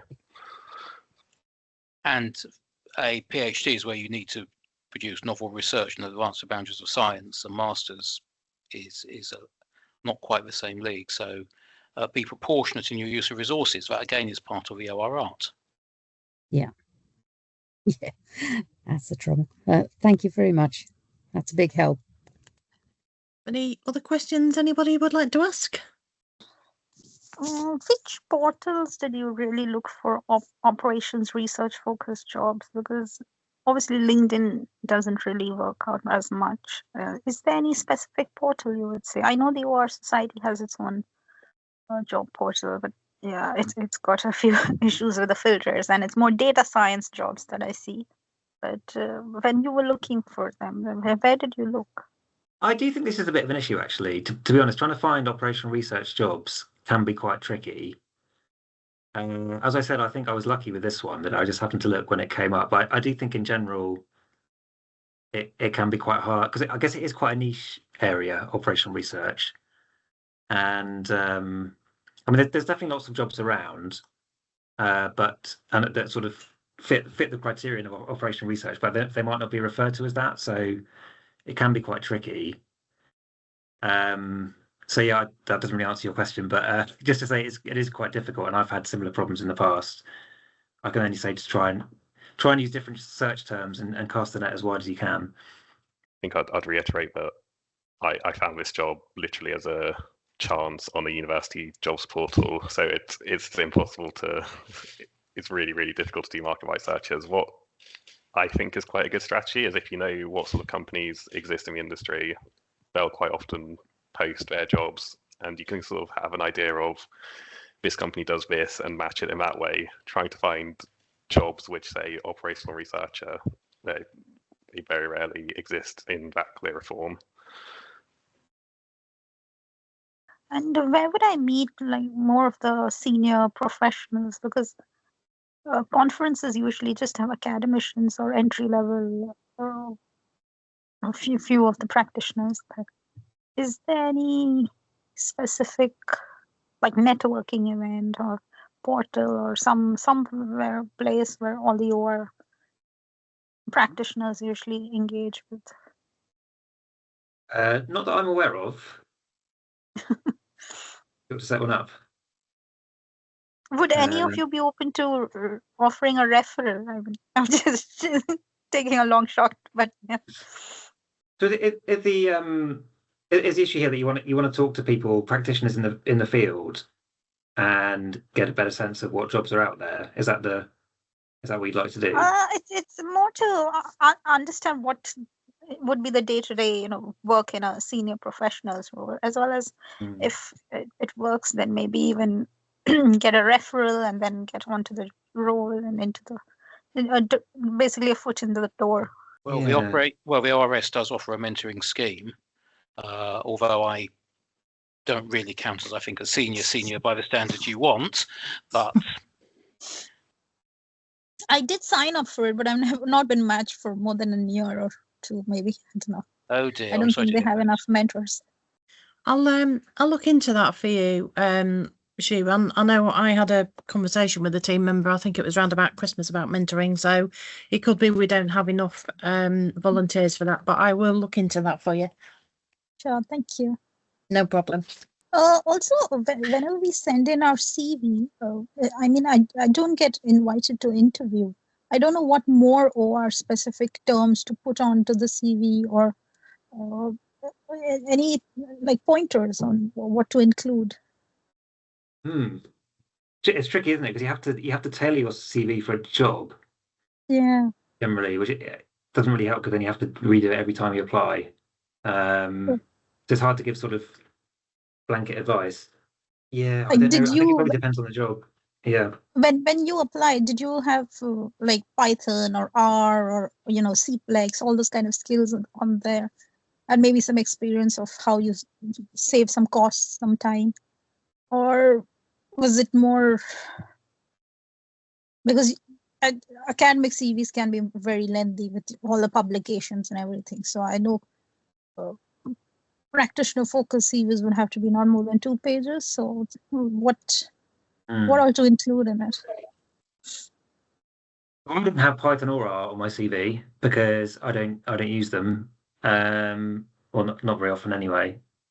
And I've worked with an OR practitioner for I guess around 20 years now and never really used them. So I don't think Python and R are necessary. I mean, obviously, maybe for some jobs they would be necessary, but in general, I don't think they're vital. I think it's probably less about the specific software skills and more about the sort of general problem-solving skills. That's generally what people look for.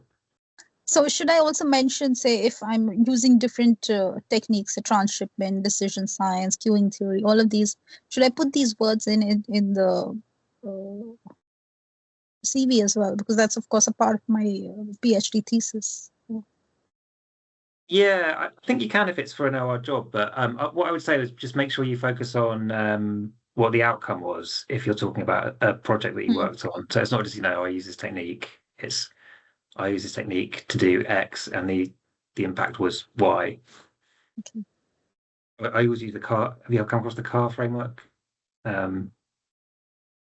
What's the I can't remember what the C stands for now. A is action and R is result. Anyone know what the C is?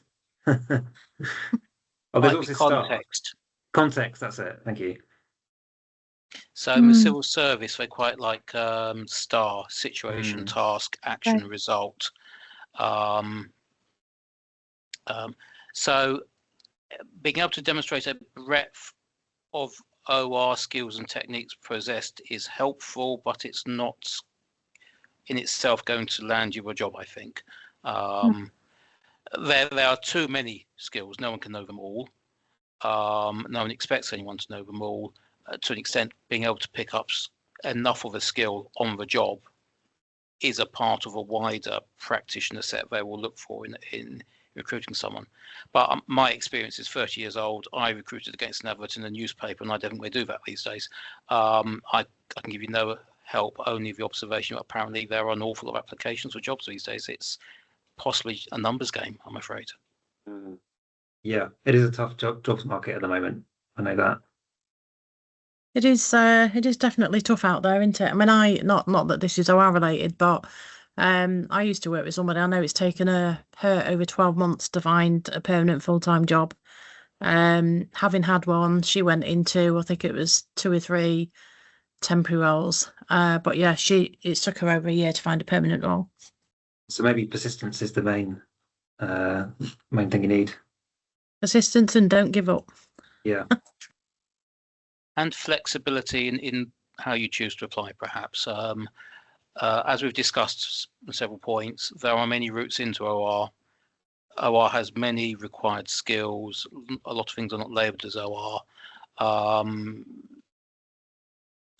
think all 3 of us, our first career choices were not OR, but we've ended up in here. Anything which is numerate, practical, scientific, engineering, STEMish may be a good enough first step for essentially a steepest descent search methodology, which is better knowledge, then take another step in a different direction and keep on repeating. Thank you. Do we have any more, or are we questioned out? Is it okay to connect with some of you on LinkedIn and then maybe ask a few more questions later? So I know I've already connected with Germany, but James, Andrew. It's absolutely fine. Yes. Yep. Thank you. Well, I hope everybody found that really useful, and apologies for the technical issue at the early part of the day. And thank you for the presenters who stepped back on again this afternoon. That's really, really great. No worries. Thank you very much, and enjoy what's left of the day. You too. Thanks, everyone. All right. Thank you. Take care, everybody. Thank you for organising, Mandy. No problem. Thank you very Thank much. you. Take care. Bye-bye.